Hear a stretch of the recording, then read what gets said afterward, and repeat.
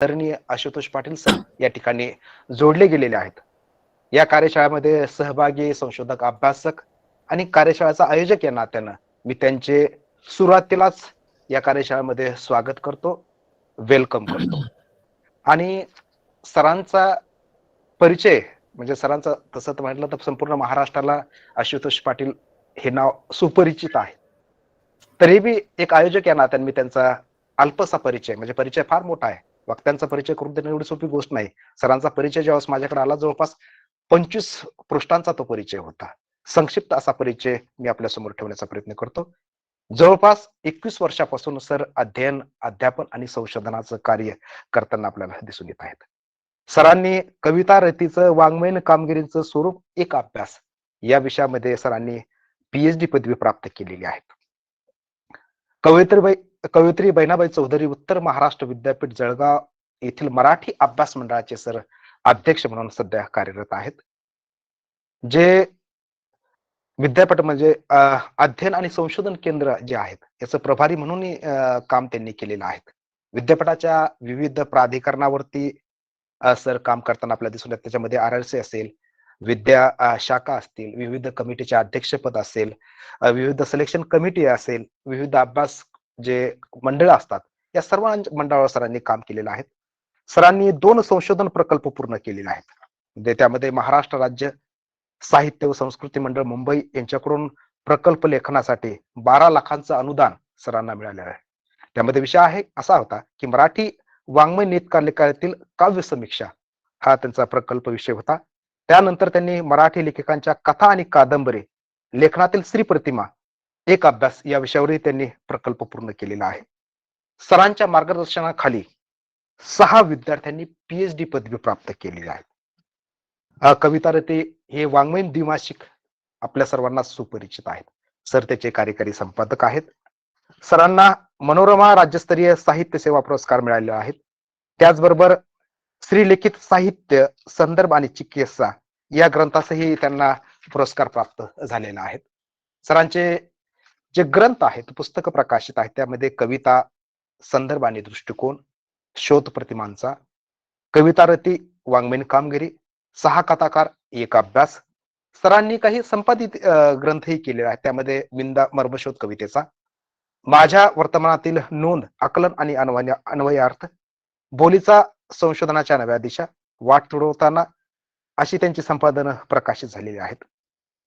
अभ्यास मंडळाचा अध्यक्षपदावरून काम करत असताना सरांनी 4 पुस्तकं संपादित केलेली आहेत. पुस्तकात अनेक लेख सरांचे प्रकाशित झालेले आहेत. विविध वाङ्मयीन नियतकालिकातून जवळपास 59 शोध निबंध सरांचे प्रकाशित झालेले आहेत. अनेक पुस्तकांना एक समीक्षक म्हणून आशुतोष पाटील सर सर्वांना सुपरिचित आहेत. अनेक पुस्तकांसाठी, काव्यसंग्रहासाठी सरांनी त्यांच्या प्रस्तावनाही लिहिलेल्या आहेत. वेगवेगळ्या वर्तमानपत्रातूनही सर लेखन करताना आपल्याला दिसून येत आहेत. चर्चासत्रामध्ये चर्चक, साधन व्यक्ती, बीजभाषक, सत्र अध्यक्ष, उद्घाटक म्हणूनही सर आपल्याला करताना आपण पाहिलेलं असेल. विविध शाळा, महाविद्यालय, विविध विद्यापीठात त्यांनी व्याख्यानं त्यांनी दिलेली आहेत. आणि आज या राष्ट्रीय कार्यशाळेमध्ये संशोधनाचा आराखडा या विषयावर मार्गदर्शन करण्यासाठी ते आपल्यामध्ये उपस्थित आहेत. मी सर्व अभ्यासकांना आणि सांगू इच्छितो की 2 दिवसापूर्वी सरांची तब्येत अत्यंत खराब होती. मी त्याच्याशी प्रत्यक्षात संपर्क साधला होता आणि असं वाटत होतं की सर आता या विषयावर बोलतील की नाही बोलतील, कारण तब्येत सिरियस होती, आवाज त्या पद्धतीने येत होता. पण आपणांशी संवाद साधण्यासाठी म्हणजे तसं तर आशुतोष पाटील सर आणि मी गुरुबंधू आहेत. डॉक्टर आदरणीय प्रोफेसर सतीश बडे सरांच्या मार्गदर्शनाखाली सरांनी संशोधन पूर्ण केलं आणि मीही संशोधन पूर्ण केलेलं आहे. सरांना हक्काने मी सांगत होतो की सर आपण संशोधनाच्या आराखड्याच्या संदर्भामध्ये मार्गदर्शन करावं. हाच विषय सरांना का दिला की सरांचे जे पीएचडीचं जे विद्यार्थी होते त्यांचा शोध प्रबंध माझ्याकडे आला होता. आल्यानंतर मी पाहिला की संशोधनाचं जे तंत्र आहे, जे संशोधनाचं जे स्ट्रक्चर आहे, त्या स्ट्रक्चरमध्ये तो प्रबंध मला दिसला. म्हणजे विषय कशा पद्धतीने असला पाहिजे, अनुक्रमणिका कशी पद्धतीने असली पाहिजे, संशोधनाचं उद्दिष्ट, मी वारंवार 2 दिवसापासून चर्चा करतोय, संशोधनाचं उद्दिष्ट कसं असायला पाहिजे, संशोधनाच्या पद्धती कशा असल्या पाहिजे, संशोधनाची व्याप्ती मर्यादा कशी असली पाहिजे, महत्व कसं असलं पाहिजे, रिव्ह्यू ऑफ लिटरेचर कशा पद्धतीने घेतलं पाहिजे, बिब्लोग्राफी कशा पद्धतीने असला पाहिजे. अत्यंत तंत्र आणि शुद्ध म्हणजे शुद्ध लेखनापासून सगळं पहिल्या पेज पासून तर लास्ट पेज पर्यंत ते प्रबंध अत्यंत दर्जेदार अशा पद्धतीने मला ते प्रबंध दिसले. म्हणून मी ठरवलं की संशोधनाच्या आराखड्यासंदर्भात आदरणीय डॉक्टर आशुतोष पाटील सरांनीच बोलावं. कारण आज वेगवेगळ्या विद्यापीठाचे मी शोध प्रबंध तपासल्यानंतर मला कुठेही आराखडा एका वाक्यामध्ये दिसलेला नाही. म्हणजे पाहिलं असेल, सिनॉप्सिस म्हटलं की आपण प्रकरणाचा सारांश देतो. काही ठिकाणी फक्त प्रकरणाची नावं दिली जातात, फक्त प्रस्तावना करून प्रकरणाची नावं आणि संदर्भ सूची, झाला आमचा आराखडा. हा आराखडा एक वाक्यता त्याच्यामध्ये असली पाहिजे. या विषयावर मार्गदर्शन करण्यासाठी कवयित्री बहिणाबाई चौधरी उत्तर महाराष्ट्र विद्यापीठ जळगाव इथून मराठी अभ्यास मंडळाचे सन्माननीय अध्यक्ष आणि आमचे मित्र आदरणीय प्रोफेसर आशुतोष पाटील सर जोडले गेले आहेत. मी सरांना विनंती करतो, आपली तब्येत खराब असली तरी आपण या विषयाच्या अनुषंगाने संशोधनाचा आराखडा कोणत्या तत्वामध्ये असला पाहिजे या विषयावर मार्गदर्शन करावं. आदरणीय प्रोफेसर आशुतोष पाटील सर. साहित्य अकादमी नवी दिल्ली आणि UGC मानव संसाधन विकास केंद्र आणि अलीगड मुस्लिम केंद्रीय विद्यापीठामधला आधुनिक भारतीय भाषा विभागातला मराठी विभाग, ज्याची धुरा समर्थपणे उत्तर भारतामध्ये मराठीचा नावलौकिक वृद्धिंगित करण्यासाठी सतत धडपडणारे माझे गुरुबंधू मित्र डॉक्टर ताहिर पठाण आणि त्यांचे सर्व सहकारी, आधुनिक भारतीय भाषा विभागामधले सर्व सहकारी, सर्व ज्येष्ठ, या सगळ्यांना मी नमस्कार करतो. आणि आपण सगळेजण संशोधनाच्या उत्सुकतेने, संशोधनाच्या जिज्ञासेपोटी या दूरदृश्य प्रणालीच्या माध्यमातून एकत्र आलेलो आहोत. मी ज्या विषयावरती बोलणार आहे तो खरं तर एकूण संशोधनाच्या प्रक्रियेमधला कळीचा मुद्दा आहे. मी सगळ्यांना विनंती करेल की सगळ्यांनी आपले माईक कृपया बंद ठेवावे. मला वाटतं ही विनंती करण्याची गरज नाहीये, पण तरी मी करतोय. तर संशोधनाचा आराखडा हा अतिशय मूलभूत असा विषय आहे. मी खरं तर अभिनंदन करेल डॉक्टर ताहिर पठाण यांचं संयोजक या नात्याने की त्यांनी एका संशोधनाच्या विषयावरती एक राष्ट्रीय कार्यशाळा दूरदृश्य प्रणालीच्या माध्यमातून आयोजित करण्याचा हा घाट घातलेला आहे. आणि त्याची सुरुवातच त्यांनी मराठीतले एक महत्वाचे लेखक, साहित्य अकादमीचे सदस्य डॉक्टर राजन गवस सरान यांच्यापासून केले. मी म्हणेल की सोनाराकडनं त्यांनी कान टोचून घेतलेले आहेत सुरुवातीलाच. त्याच्यामुळे अतिशय चांगली सुरुवात झालेली आहे. कालच्या आणि आजच्या दिवसामध्ये, काल आवलगावकर सर होते असं मला कळलं, त्यांचाही एक संशोधनाच्या क्षेत्रामधला अतिशय महानुभाव, साहित्याच्या संशोधनाच्या क्षेत्रामधला, मध्ययुगीन साहित्याच्या संशोधनाच्या क्षेत्रामधला अतिशय महत्वाचा असा सहभाग आहे. आणि आज पण आपण सकाळी मित्रवर्य डॉक्टर कैलास अंबुरे आणि डॉक्टर चंद्रकांत वाघमारे यांचं वक्तव्य ऐकलेलं आहे. मी ज्या विषयावरती बोलणार आहे, मी प्रेझेंटेशन करणार आहे, काही मुद्दे तुमच्या समोर ठेवणार आहे. नुसतीच बडबड केली तर मला असं वाटतं की ते हवेमध्ये विरून जाऊ शकते. आणि दूरदृश्य प्रणाली खरं तर तिच्यामुळे दूर हा शब्द फार घातक आहे. त्याच्यामुळे आपण एकमेकांच्या जवळ आहोत असा आभास आहे, पण आपण खरंच एकमेकांपासून दूर आहोत. त्याच्यामुळे मी जे बोलतो आहे, मी काही मूलभूत गोष्टी सांगण्याचा प्रयत्न करेल. त्याच्या तपशिलामध्ये कदाचित थोडाफार फरक हा आपापल्या पातळीवरती असू शकेल. मला कल्पना आहे की या कार्यशाळेमध्ये काही PhD करणारे, संशोधन करणारे विद्यार्थी आहेत, काही PhD केलेले सहाय्यक सहयोगी प्राध्यापक आहेत, काही PhD मार्गदर्शक आहेत, डॉक्टर नीला जोशी मॅडम यांच्यासारख्या मॅडम आहेत ज्या मगाशी बोलल्या, असे काही संशोधन मार्गदर्शक आहेत. त्याच्यामुळे असा एक संमिश्र स्वरूपाचा एक समूह माझ्या समोर आहे. त्याच्यामुळे मी काही मूलभूत अशा गोष्टी संशोधनाच्या आराखड्याबद्दल तुम्हाला सांगण्याचा प्रयत्न करणार आहे. म्हणजे मला जे वाटतंय ते तुमच्यापर्यंत पोहोचणार आहे. मी सांगणारे वगैरे अशातला काही भाग नाही. कारण ज्या आमच्या गुरूंचा उल्लेख डॉक्टर ताहिर पठाण सरांनी केलेला आहे, ते प्रोफेसर सतीश बडवे सर यांनी, मी असेल किंवा कुणीही त्यांचा PhDचा विद्यार्थी असेल आजतागायतचा, त्या कधीही काही सांगितलं नाही, त्याच्याकडनं जाणून घेतलं आणि मग त्याला दिशा देण्याचा प्रयत्न केलेला आहे. त्याच्यामुळे आम्ही सुद्धा मार्गदर्शक म्हणून याच पद्धतीने काम करण्यावरती विश्वास ठेवतो. त्याच्यामुळे मला जे काही मी स्वतः PhD करत असताना, मी संशोधन मार्गदर्शक म्हणून काम करत असताना, वेगवेगळ्या महाराष्ट्रातल्या विद्यापीठांचे PhDचे प्रबंध तपासत असताना, या सगळ्या प्रक्रियेमधून मला जे काही संशोधनाच्या आराखड्याबद्दल जे काही माझे चिंतन आहे, मला जे काही जाणवलेलं आहे, ते तुमच्या पुढे मी मांडण्याचा प्रयत्न करणार आहे. आपण सगळेजण ते समजून घ्याल अशी मी अपेक्षा करतो. मी प्रेझेंटेशन दाखवतोय, ते दिसते की नाही कृपया तेवढं फक्त मला सांगाल.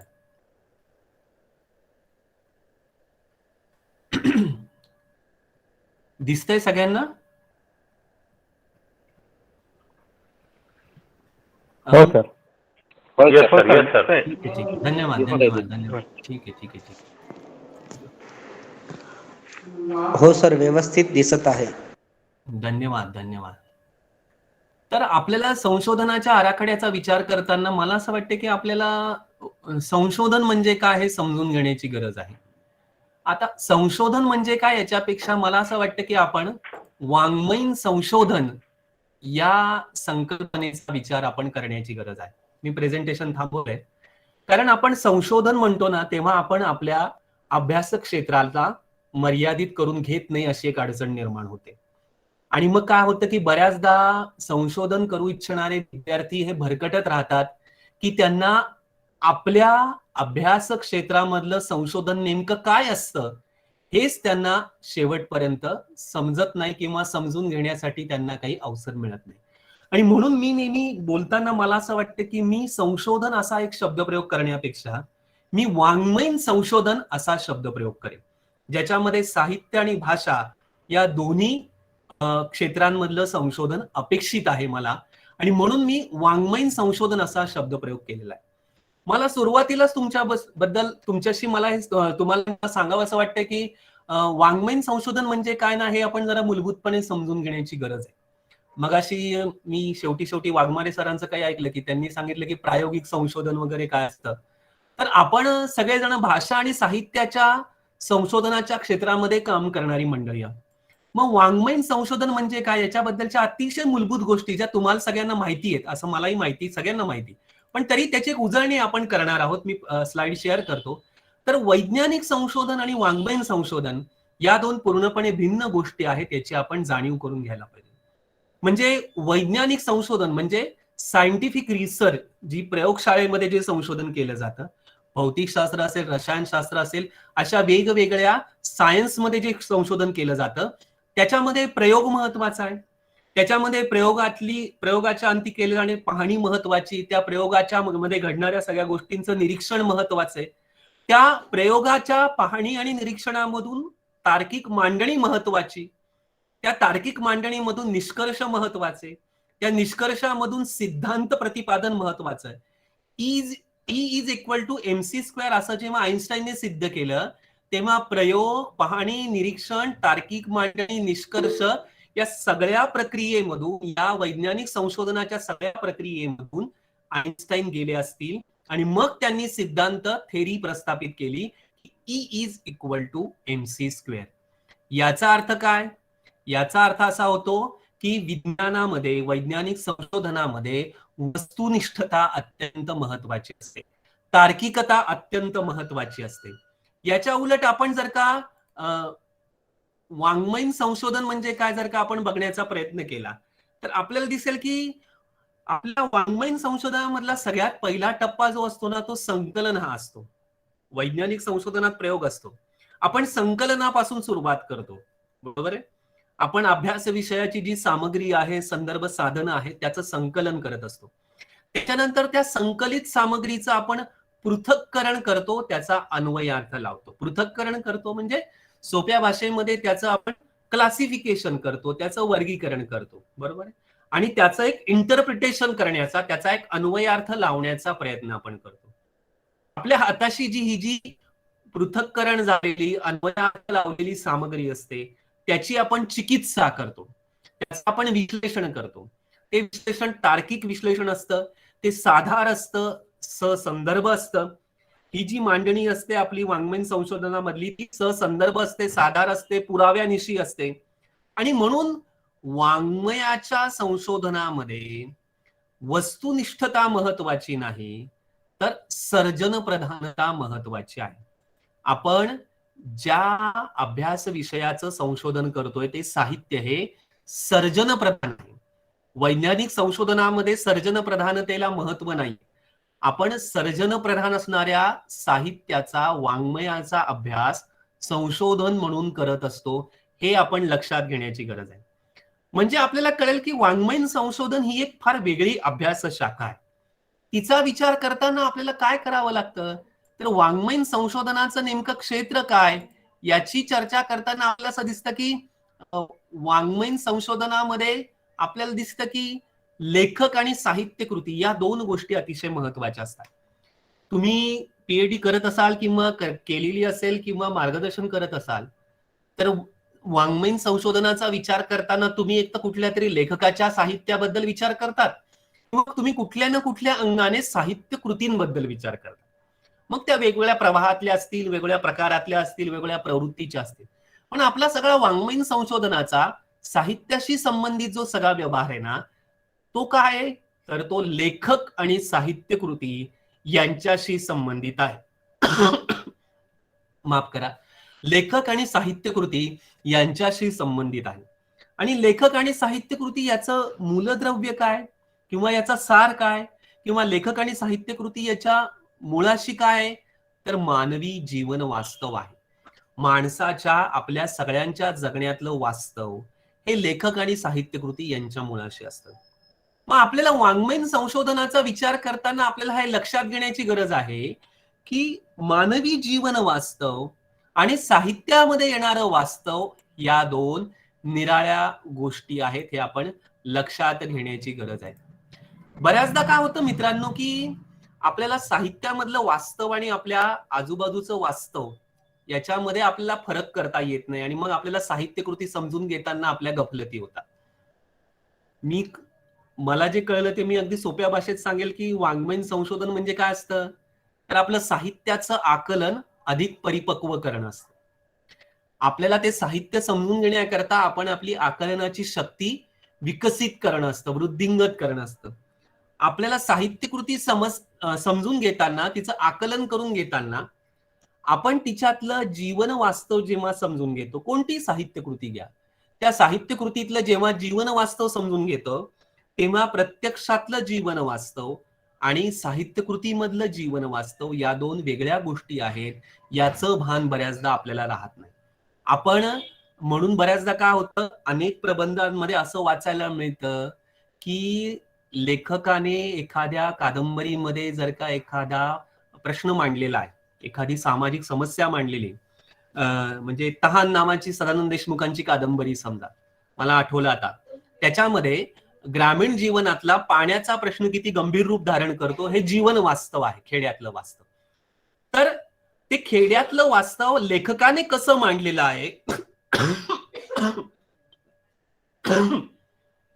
माफ करा, ते जीवन वास्तव लेखकाने कसं मांडलेलं आहे आपल्याला ते सदानंद देशमुखांच्या तहान कादंबरीमधनं समजून घ्यायचंय. बऱ्याचदा काय होते, संशोधन करणाऱ्यांची गफलत, ते त्यांना जे काही माहिती असतं त्या जीवन वास्तवाबद्दलचं, म्हणजे खेड्यातल्या पाण्याच्या प्रश्नाबद्दलचं, ते सगळं त्या ठिकाणी मांडून लेखकाने त्या जीवन वास्तवाकडे कोणत्या भूमिकेतून पाहिलेलं आहे याला ते परांगमुख होतात असं आपल्याला दिसून होतं. हे ते समजून घेत नाही आणि म्हणून त्यांचं साहित्य कृतीचं आकलन हे उणावत असतं. म्हणून हा महत्वाचा मुद्दा आहे की साहित्य कृतीमधलं वास्तव हे कलात्मक वास्तव आहे, याची आपण जाणीव करून घेतली पाहिजे. संशोधन करताना आपल्याला याची जाणीव असली पाहिजे की मानवी जीवन वास्तव हे भौतिक वास्तव आहे किंवा सामाजिक वास्तव आहे, पण कलात्मक वास्तव, साहित्य कृतीमधून येणारं वास्तव हे भौतिक किंवा सामाजिक वास्तवाहून भिन्न असतं. वाङ्मयीन संशोधन करणाऱ्याने हे जाणून घ्यायला पाहिजे की साहित्य कृती ही स्वतंत्र, स्वायत्त, स्वयंपूर्ण असते. साहित्य कृतीची निर्मिती, तिचं अस्तित्व हेच तिचं अंतिम ध्येय असतं. साहित्य कृतीचा जन्म उपयोजनासाठी झालेला नसतो.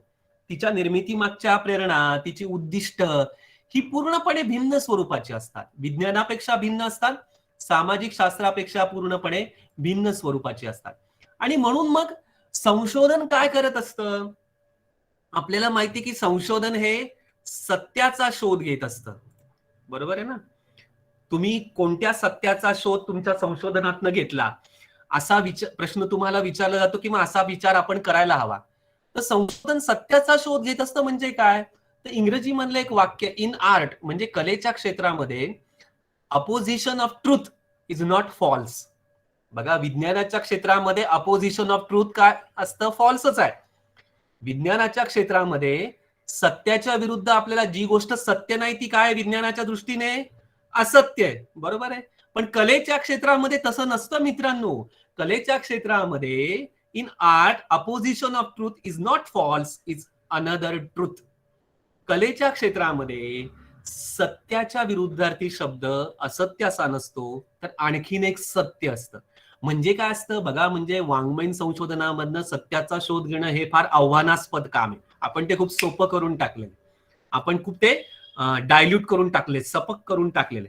तर त्याच्यामुळे कलेच्या क्षेत्रामध्ये कुठली कला असू दे, साहित्य आणि इतर सगळ्याच कला यांच्यामधनं जेव्हा संशोधनात्मक शोध घेतला जातो तेव्हा तो केवळ एका सत्याचा नसतो, तर त्या सत्याची अनेक रूप त्या संशोधनामधनं समोर मांडली जाऊ शकतात. आणि म्हणून वाङ्मयीन संशोधन हा केवळ एका सत्याचा शोध नसतो, तर तो कलात्मक वास्तवाचा, कलात्मक सत्याचा शोध असतो. हे लक्षात घ्या. लेखक आपल्या साहित्य कृतीतून त्याला उमगलेलं जीवनाचं सत्य मांडत असतो. आपण असं म्हणू शकत नाही की लेखकाने त्या सत्याच्या या वेगवेगळ्या बाजू का नाही मांडल्या. तर लेखक हा त्याच्या पद्धतीने जीवनाचा अन्वयार्थ लावतो आणि तो त्याला उमगलेलं जीवनातलं सत्य हे आपल्या साहित्य कृतीतून मांडतो. त्याला कलात्मक वास्तव म्हणतात. आणि म्हणून वाङ्मयीन संशोधन हा कलात्मक वास्तवाचा शोध आहे. आणि म्हणून मी असं म्हटलं की वाङ्मयीन संशोधन ही वाङ्मयाच्या अधिक समग्र यथार्थ आकलनाला सहाय्य करणारी प्रक्रिया आहे. म्हणजे वाङ्मयीन संशोधनामधनं आपलं वाङ्मयाचं आकलन जे आहे ना ते अधिक समग्र झालं पाहिजे, अधिक यथार्थ झालं पाहिजे, अधिक परिपूर्ण झालं पाहिजे. यासाठी आपल्याला त्याचा विचार करायचा आहे वाङ्मयीन संशोधनाचा, हे आपण लक्षात घ्यायला हवं. पण होतं काय बऱ्याचदा माहिती का की मित्रांनो, बरेचसे प्रबंध पाहताना असं दिसतं की हा प्रबंध एका ललित साहित्य कृती आहे. भाषा जी असते, लेखन शैली जी असते, वाक्यरचना जी असते, त्याच्यावरनं असं दिसतं की हे संशोधनात्मक मांडणी नाहीये, ती ललित प्रबंध आहे. म्हणजे अगदी पहिल्या पानापासूनच दिसून येतं. काय तर पहिलंच पान असतं की कोणाला तरी तो अर्पण केलेला असतो प्रबंध, बरोबर आहे. कोणाचं तरी छायाचित्र असतं, बरोबर आहे. कोणाबद्दल तरी अतिशय भावव्याकुळ पद्धतीने लिहिलेल्या 4 ओळी असतात. आणि या पहिल्या पानावरूनच लक्षात येतं की संशोधकाची दृष्टी ही संशोधनाची कमी आणि ही ललित लेखन करण्याची अधिक आहे. आपल्याला फार सवय आहे, म्हणजे आपण मराठीचे प्राध्यापक, मी सुद्धा मराठीचाच प्राध्यापक आहे, पण आपण फार ललितरम्य बोलण्यामध्ये, सूत्रसंचालन करण्यामध्ये, आभार प्रदर्शन करण्यामध्ये आपण रमणारी माणसे कार्यक्रमांच्या आयोजनामध्ये. पण आपण संशोधन करत असताना या ललितरम्य शैलीला बाजूला ठेवून वस्तुनिष्ठपणे त्या विषयाची मांडणी करू शकतो का? याचं उत्तर असं आहे की दिवसेंदिवस हे प्रमाण खूप कमी होत चाललेलं आहे असं आपल्याला दिसून येतं. आणि म्हणून आपण अभ्यास करतोय वाङ्मयाचा की जे सर्जन प्रधान आहे, जे ललित आहे, पण आपल्याला त्याचं संशोधन करायचंय ते मात्र ललित न होता कामा नये, ते सर्जन प्रधान होता कामा नये. संशोधन ही सर्जन प्रधान कृती असता कामा नये. संशोधनाच्या आराखड्याची मांडणी करताना हे खूप लक्षात घेण्याची गरज आहे. अनेक विद्यार्थ्यांचे संशोधनाचे आराखडे, रूपरेषा, आउटलाईन हातात घेतल्यानंतरच लक्षात येतं पहिल्या वाक्यावरून की तिथं मी म्हणून स्वतःच्या बद्दल सांगण्याची फार उर्मी आहे असं दिसून येतं. आणि म्हणून आपण हे लक्षात घेतलं पाहिजे की आपल्याला कलात्मक वास्तवाचा शोध घ्यायचा आहे वाङ्मयाच्या संशोधनातून. वाङ्मयाचं संशोधन ही एक बौद्धिक प्रक्रिया आहे. वाङ्मयाच्या संशोधनामध्ये शिस्तबद्धता आवश्यक आहे. वाङ्मयाच्या संशोधनामध्ये व्यासंग, चिकाटी आवश्यक आहे. आणि वाङ्मयाच्या संशोधनामध्ये तर्कनिष्ठा आवश्यक आहे. हे जे सगळे मुद्दे आहेत ना, हे सगळे मुद्दे जर का तुम्हाला कळले तर तुम्हाला तुमचा संशोधनाचा आराखडा हा चांगल्या प्रकारे तयार करून घेता येईल. अन्यथा काय होईल की तो शिस्तबद्ध नसेल, त्याच्यामध्ये व्यासंग, चिकाटी नसेल, त्याच्यामध्ये तर्कनिष्ठा नसेल, तर त्याच्यामध्ये काय असेल मग तो फार वरवरच्या स्वरूपामध्ये तुमच्या संशोधनाच्या विषयाचा शोध घेण्याचा प्रयत्न ठरेल. आणि म्हणूनच दुःखा संत यांनी एक वाक्य जे म्हटलेले, जे मी तुमच्या समोर ठेवलेलं आहे की वाङ्मयाचं स्वरूप हे तर्काच्या पलीकडे जरी असलं तरी वाङ्मयाच्या अभ्यासकाला आपला वाङ्मयीन अनुभव हा पूर्णतः बुद्धिगम्य स्वरूपातच व्यक्त करता आला पाहिजे. आणि म्हणून मी पुन्हा पुन्हा सांगतोय आराखड्याबद्दल बोलण्याआधी की वाङ्मयीन संशोधनाची प्रक्रिया ही बुद्धिगम्य आहे, तर्काधिष्ठित आहे, वस्तुनिष्ठ आहे. आपण आपल्या संशोधनाच्या आराखड्यामध्येच बुद्धिगम्यता, तर्काधिष्ठता आणि वस्तुनिष्ठतेला किती फाटा देतो हे तुम्ही तुमच्या आजूबाजूला पडलेले अनेक संशोधनाचे आराखडे चाळून सहज तपासून बघू शकता. ह्याच्यावरून तुम्हाला लक्षात येईल. आणि म्हणून तुम्हाला हे कळलं पाहिजे की आपल्या संशोधनाच्या आराखड्यामध्ये बुद्धिगम्यता, तर्काधिष्ठता आणि वस्तुनिष्ठता या 3 मूल्यांचं महत्व हे अतिशय आहे असं आपल्याला दिसतं. आणि मग मी आता संशोधनाच्या आराखड्याकडे वळणार आहे. माझ्या दृष्टीने संशोधनाच्या आराखड्यामध्ये असायला पाहिजेत असे काही महत्वाचे मुद्दे. मी सुरुवातीलाच म्हटलं की मी मूलभूत काही गोष्टी सांगणार आहे. याच्या तपशिलामध्ये काही फरक तुम्हाला करता येऊ शकेल, काही मुद्दे कमी जास्त किंवा मागे पुढे तुम्ही निश्चितपणे करू शकाल. तर आपल्याला आपल्या संशोधनाच्या आराखड्याची सुरुवात ही आपल्या विषय निवडी मागील भूमिकेपासून करता आली पाहिजे. मी आताच तुम्हाला सांगितलं की संशोधनाचं काय असलं पाहिजे प्रयोजन, तर आपलं साहित्याचं आकलन हे अधिक समग्र, अधिक यथार्थ, अधिक परिपूर्ण झालं पाहिजे. याचा अर्थ काय, तर आपलं साहित्याचं आकलन हे आपल्याला नेमकेपणाने करून घेता आलं पाहिजे. म्हणजे साहित्य समजून घेणं यासाठी आपल्याला संशोधनाची मदत झाली पाहिजे. माझ्या पुढे आता सध्या प्रश्न आहे, सध्या मराठी वाङ्मयाच्या संशोधन बघत असताना की प्रश्न आहे तो साहित्याच्या आकलनाचाच. म्हणजे साहित्याचं आकलन आपण स्वतः करून घेतो का, असा प्रश्न आपण सगळ्यांनी स्वतःला विचारायला काही हरकत नाही. कारण मराठीचे विद्यार्थी, मराठीचे शिक्षक, मी क्षमा मागतो की कोणाचा काही मला अधिक्षेप करायचा अधिकार नाही, पण मी पण त्याच्यामध्येच आहे त्या प्राध्यापक जमातीत, की आमचं साहित्याचं आकलन हे रेडीमेड आहे का? कुणीतरी अभ्यासक्रमाला एखादी कादंबरी लावली जाते, एखादा कविता संग्रह लावला जातो, तेव्हा कुणीतरी त्या कादंबरीवरती, त्या कविता संग्रहावरती लिहिलेला एखादा लेख हा आमच्या आकलनाचा पुरावा आहे का? आम्ही त्या साहित्य कृतीचं आकलन स्वतः करून घेतो का? करून घेत नसू तर आम्ही काय संशोधन करणार, हा सगळ्यात मोठा प्रश्न आहे. आणि म्हणून साहित्याचं आपण आकलन स्वतः करून घेतो का? वाचन, विश्लेषण, अन्वयार्थ या सगळ्या प्रक्रियेमधून आपण जातो का आपण रेडीमेड आकलनाला शरण जातो? या संदर्भामध्ये आपण विचार करण्याची गरज आहे असं मला वाटतं. म्हणजे जोपर्यंत साहित्याचं आपलं स्वतःचं आकलन हे स्वयंपूर्ण असणार नाही, तोपर्यंत आपण विषय निवडी मागील भूमिका नेमकेपणाने मांडू शकणार नाही. माझा मार्गदर्शक म्हणून अनुभव आहे, अनेकांचा असेल, की नवीन विद्यार्थी जेव्हा आराखडा तयार करायला घेतो तेव्हा तो विषय निवडी मागील भूमिका या शीर्षकाखाली जे काही लिहितो ते अजिबात व्यवस्थित स्वरूपाचं नसतं. याच्यापेक्षा वाईट शब्द वापरतात, ते अजिबात व्यवस्थित स्वरूपाचं नसतं. कारण आपण हा विषय का निवडतो याच्या मागची आपली भूमिका काय ही त्याला सुस्पष्ट करता येत नाही. कारण त्या साहित्याचं, त्या साहित्य कृतीचं, त्या लेखकाचं त्याचं आकलन हे स्वयंपूर्ण असतंच असं आपल्याला दिसून येते.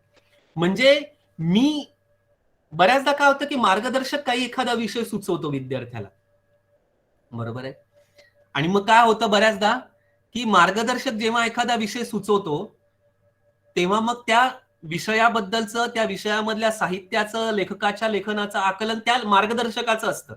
आणि मग ते आकलन त्या संशोधक विद्यार्थ्याला असं वाटायला लागतं की हे आपलं आकलन आहे. पण जोपर्यंत तो संशोधक, मार्गदर्शकांनी विषय सुचवावा, पण त्या विद्यार्थ्याला त्या साहित्य कृती, तो लेखक वाचायला लावावा आणि त्याचं स्वतःचं स्वतंत्र स्वयंपूर्ण आकलन तयार करायला लावावं आणि मगच त्याला त्या विषयाच्या निवडीपर्यंत आणून सोडावं, त्याशिवाय त्याला त्या विषयाच्या निवडीपर्यंत आणू नये. म्हणजे याचा अर्थ असा आहे की साहित्य कृतीच्या वाचन आकलनातून प्रत्यक्ष तो संशोधन विद्यार्थी गेल्याशिवाय त्याला त्या विषयाच्या संशोधनाच्या शक्यता या जाणवू शकणार नाही असं आपल्याला दिसून येतं. आणि म्हणून मग बऱ्याचदा काय होतं की विद्यार्थी विषय निवडी मागील भूमिकेमध्ये फार काही मांडू शकत नाही. मग नाही तर मग काय होतं की मी महाविद्यालयात होतो, मग मला हा लेखक फार आवडत होता, मला आनंद यादव फार आवडत होते, त्यांची गोतावळा कादंबरी होती, आणि मग मला असं आता वाटायला लागलं की त्यांच्या साहित्यावर करावं पीएचडी. अशी थातूर मातूर विषय निवडी मागील भूमिका ही काहीच कामाची नाही. त्याच्यामुळे साहित्य कृतीचं वाचन आणि आकलन याच्यामधनं आपल्याला विषय निवडी मागील भूमिका ही मांडता आली पाहिजे, हे आपण लक्षात घेण्याची गरज आहे. याच ठिकाणी मी असं म्हणतो की त्याशिवाय विषयाची निवड सुद्धा नीटपणे होऊ शकत नाही. म्हणजे विषय निवडी मागील भूमिका मांडताना आपण विषय कसा निवडतो हे पण महत्वाचं आहे. म्हणजे संशोधन करणाऱ्यांची संख्या वाढती, पण ठराविक विषयांचीच निवड केली जाते. संशोधन ही प्रत्येकाने करायची बाब आहे असं वाटायला लागलंय आजकाल. विषयाची निवड महत्वाची आहेच, पण निवडलेल्या विषयाबाबत संशोधकाची दृष्टी काय हे सुद्धा महत्वाचं, हे आपण लक्षात घेण्याची गरज आहे. म्हणजे हे जे पहिले 2 मुद्दे आहेत ना संशोधनाच्या आराखड्यातले, विषय निवडी मागील भूमिका आणि विषयाची अर्थपूर्णता किंवा विषयाचं महत्व, विषयाची अनिवार्यता, हे विद्यार्थ्याला जाणवलं पाहिजे. आणि म्हणून मी असं सुचवेल की या 2 मुद्द्यांची मांडणी करताना तुमचा विषय निश्चित झालेला असला पाहिजे नेमकेपणा. आणि म्हणून विषय निवडी करता पुरेसा वेळ घ्या, घाई करू नका. खूप चर्चेच्या दीर्घ फेऱ्या चालवा, तुमच्या मार्गदर्शकांशी चर्चा करा, आणि त्याच्यातनच तुम्ही त्या विषयाच्या निवडीवरती या. विषय कसा असावा, मी थोडंसं तुम्हाला या ठिकाणी असं सुचवेल की विषय निवड करताना खूप वेळ घ्यायला पाहिजे. घाई गर्दीमध्ये विषय निवडू नये. म्हणजे कधी येतो की सर आता पुढच्या आठवड्यामध्ये RRC आहे, विद्यापीठाने वेळापत्रक टाकले वेबसाईटवरती, आणि आता मला आराखडा तयार करायचा, आणि त्या 4-5 दिवसामध्ये काहीतरी विषय निवडला जातो. त्या विषयाला काही अर्थ नाही. तो आराखडा हा निव्वळ थापेबाजीचा आराखडा असणार आहे. त्याला वाङ्मयीन संशोधनाचा आराखडा म्हणता येणार. मग विषय कसा असावा, तर मी म्हणेल की विषय हा त्या विद्यार्थ्याच्या आवडीचा असावा. बरोबर आहे. आवडीचा असावा म्हणजे काय, तर त्याच्यामध्ये त्याची भावनिक गुंतवणूक असावी. त्याची भावनिक गुंतवणूक असावी. पण जेवढी भावनिक गुंतवणूक आहे तेवढ्याच तटस्थपणे त्याला त्या विषयाकडे बघता पण आलं पाहिजे. तो विषय त्याला आपलाही वाटला पाहिजे, आणि त्या आपल्या वाटणाऱ्या विषयाला दुरून त्याला अलिप्तपणे, तटस्थपणे, बारकाईने निहाळताही आलं पाहिजे. त्याच्या सगळ्या बाजू त्याला दुरून तटस्थपणे बघताही आल्या पाहिजे. या दोन्ही गोष्टी शक्य होतील असाच विषय घ्यावा. नाही तर माझ्या आवडीचा विषय म्हणून मी तो घेतला असं समजून केलं जाणारं संशोधन हे निव्वळ तुझ्या गळा माझ्या गळा गुंफू मोत्यांच्या माळा या श्रेणीमधलं संशोधन होतं. त्याला वाङ्मयीन संशोधन म्हणता येत नाही. मुळात त्या विषयाबद्दल भावनिक गुंतवणूक हवी, तितकंच त्या विषयाकडे तटस्थपणे बघून त्या विषयाचे कंगोरे त्याने जाणून घेतले पाहिजे. त्या विषयाबद्दल विद्यार्थ्याला प्रश्न पडले पाहिजेत. बरोबर आहे. म्हणजे पीएचडी होऊन जाते, मौखिकी होऊन जाते, पण पीएचडीच्या विद्यार्थ्याला प्रश्नच पडत नाहीत असं झालंय आजकाल. तो तपासणाऱ्या परीक्षकांना पण बऱ्याचदा प्रश्न तर पडत नाही. बरोबर आहे. आणि काही प्रश्न पडले तर ते प्रश्न हे फारसे काही खिचगंटीमध्ये धरले जात. तर मुळामध्ये विषय निवडताना विद्यार्थ्याला प्रश्न पडले पाहिजे, त्या प्रश्नांची उत्तरं शोधण्याची निकड त्याला जाणवली पाहिजे. म्हणजे अमुक एक लेखक अमुक पद्धतीने चित्रण करतो असं त्याच्या साहित्यकृतीच्या आकलनातनं लक्षात आल्यानंतर त्या विद्यार्थ्याला हा प्रश्न पडला पाहिजे की हा लेखक अशाच पद्धतीने का चित्रण करतो. असा प्रश्न पडणं स्वाभाविक आहे ना. हा खूप मूलभूत प्रश्न आहे, साधा सुद्धा बाळबोध प्रश्न आहे की जयंत पवार हा कथालेखक गिरणगावच्या चाळीमधलं अधोविश्वातलं जीवन, तिथल्या माणसांच्या व्यथा वेदना, त्यांचा संघर्ष, त्यांची धडपड, त्यांची सुख दुःख याच्याबद्दलच का बोलतो सतत. हा प्रश्न पडल्यानंतर त्या विद्यार्थ्याला हे वाटलं पाहिजे की मी याचा शोध घ्यायला पाहिजे. मग मी शोध घेताना मी याला माझ्या संशोधनाच्या विषयामध्ये कसं रूपांतरित करू, याच्याबद्दल त्याने आपल्या मार्गदर्शकाशी चर्चा करून संशोधन विषयाचं शीर्षके माफ करा निश्चित केलं पाहिजे. आणि म्हणून विषयाबाबत प्रश्न जाणवले पाहिजे, त्या प्रश्नांची उत्तर शोधण्याची निकड जाणवली पाहिजे. हा विषय मला पहिल्यापासून आवडतो, किंवा या विषयावर फारसं कोणी काम केलेलं नाही, किंवा या विषयावर बरीच पुस्तकं उपलब्ध आहेत, अशी उत्तर काहीही कामाची नाही. बरेच विद्यार्थी येतात, त्यांना विचारावं काय करायचं, तर तो म्हणतो की सर या विषयावरती खूप मटेरियल उपलब्ध आहे. खूप मटेरियल उपलब्ध आहे, बरोबर आहे. असे विद्यार्थी हे बासनात गुंडाळून माळ्यावरती टाकून द्या. त्याच्यामुळे या विषयावर फारसं कोणी काम केलेलं नाही, हे पण धोकादायक आहे. आणि या विषयावर बरीच पुस्तकं उपलब्ध आहे, हे पण धोकादायक आहे. हे मुद्दे गौणच असले पाहिजेत विषय निवडी मागील भूमिकेत. माफ करा. तिथं काय असलं पाहिजे, तर त्या विषयाबद्दलचे प्रश्न आणि त्याच्याकडे वेगवेगळ्या दृष्टिकोनातनं बघण्याची क्षमता असली पाहिजे. किंवा एखादा विद्यार्थी असा येतो की सर माझी परिश्रम घ्यायची, मेहनत घ्यायची, तुम्ही सांगाल ते कष्ट घ्यायची तयारी, तुम्ही फक्त विषय सुचवा. ही भूमिका सुद्धा काहीच कामाची नाही. त्याच्यामुळे संशोधनासाठी प्रवृत्त करणारा प्रश्न असला पाहिजे, भावनिक गुंतवणूक असली पाहिजे, तितक्याच तटस्थपणे त्या विषयाकडे बघता आलं पाहिजे आणि त्या विषयाबद्दलचा अनेक अंगांनी विचार करण्याची दृष्टी त्याच्यामधनं निर्माण झाली पाहिजे. म्हणजे विषय निवडीच्या अगदी सुरुवातीच्या टप्प्यापासून अर्थनिर्णयन, चिकित्सा आणि विश्लेषण याच्याबद्दल संशोधक विद्यार्थ्याने दक्ष असायला हवं असं आपल्याला दिसून येतं. त्याशिवाय त्याला त्या विषयाची अर्थपूर्णता किंवा अनिवार्यता जाणवणार नाही.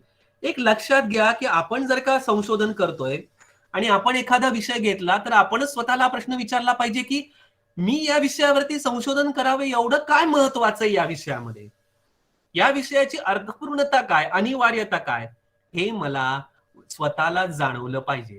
ते जाणवलं नाही तर काय, मग काहीही उपयोग होणार नाही. दुसरी गोष्ट म्हणजे पुढचा जो मुद्दा आहे तो आहे संशोधनाच्या आराखड्यामधला, तो आहे पूर्वाभ्यासाचा परामर्श, ज्याला इंग्लिशमध्ये रिव्ह्यू ऑफ लिटरेचर म्हणतात आणि ज्याच्याकडे आपण मराठी वाङ्मयाचे संशोधन करणारे विद्यार्थी अक्षम्य दुर्लक्ष करत असतो असं आपल्याला दिसून येतं.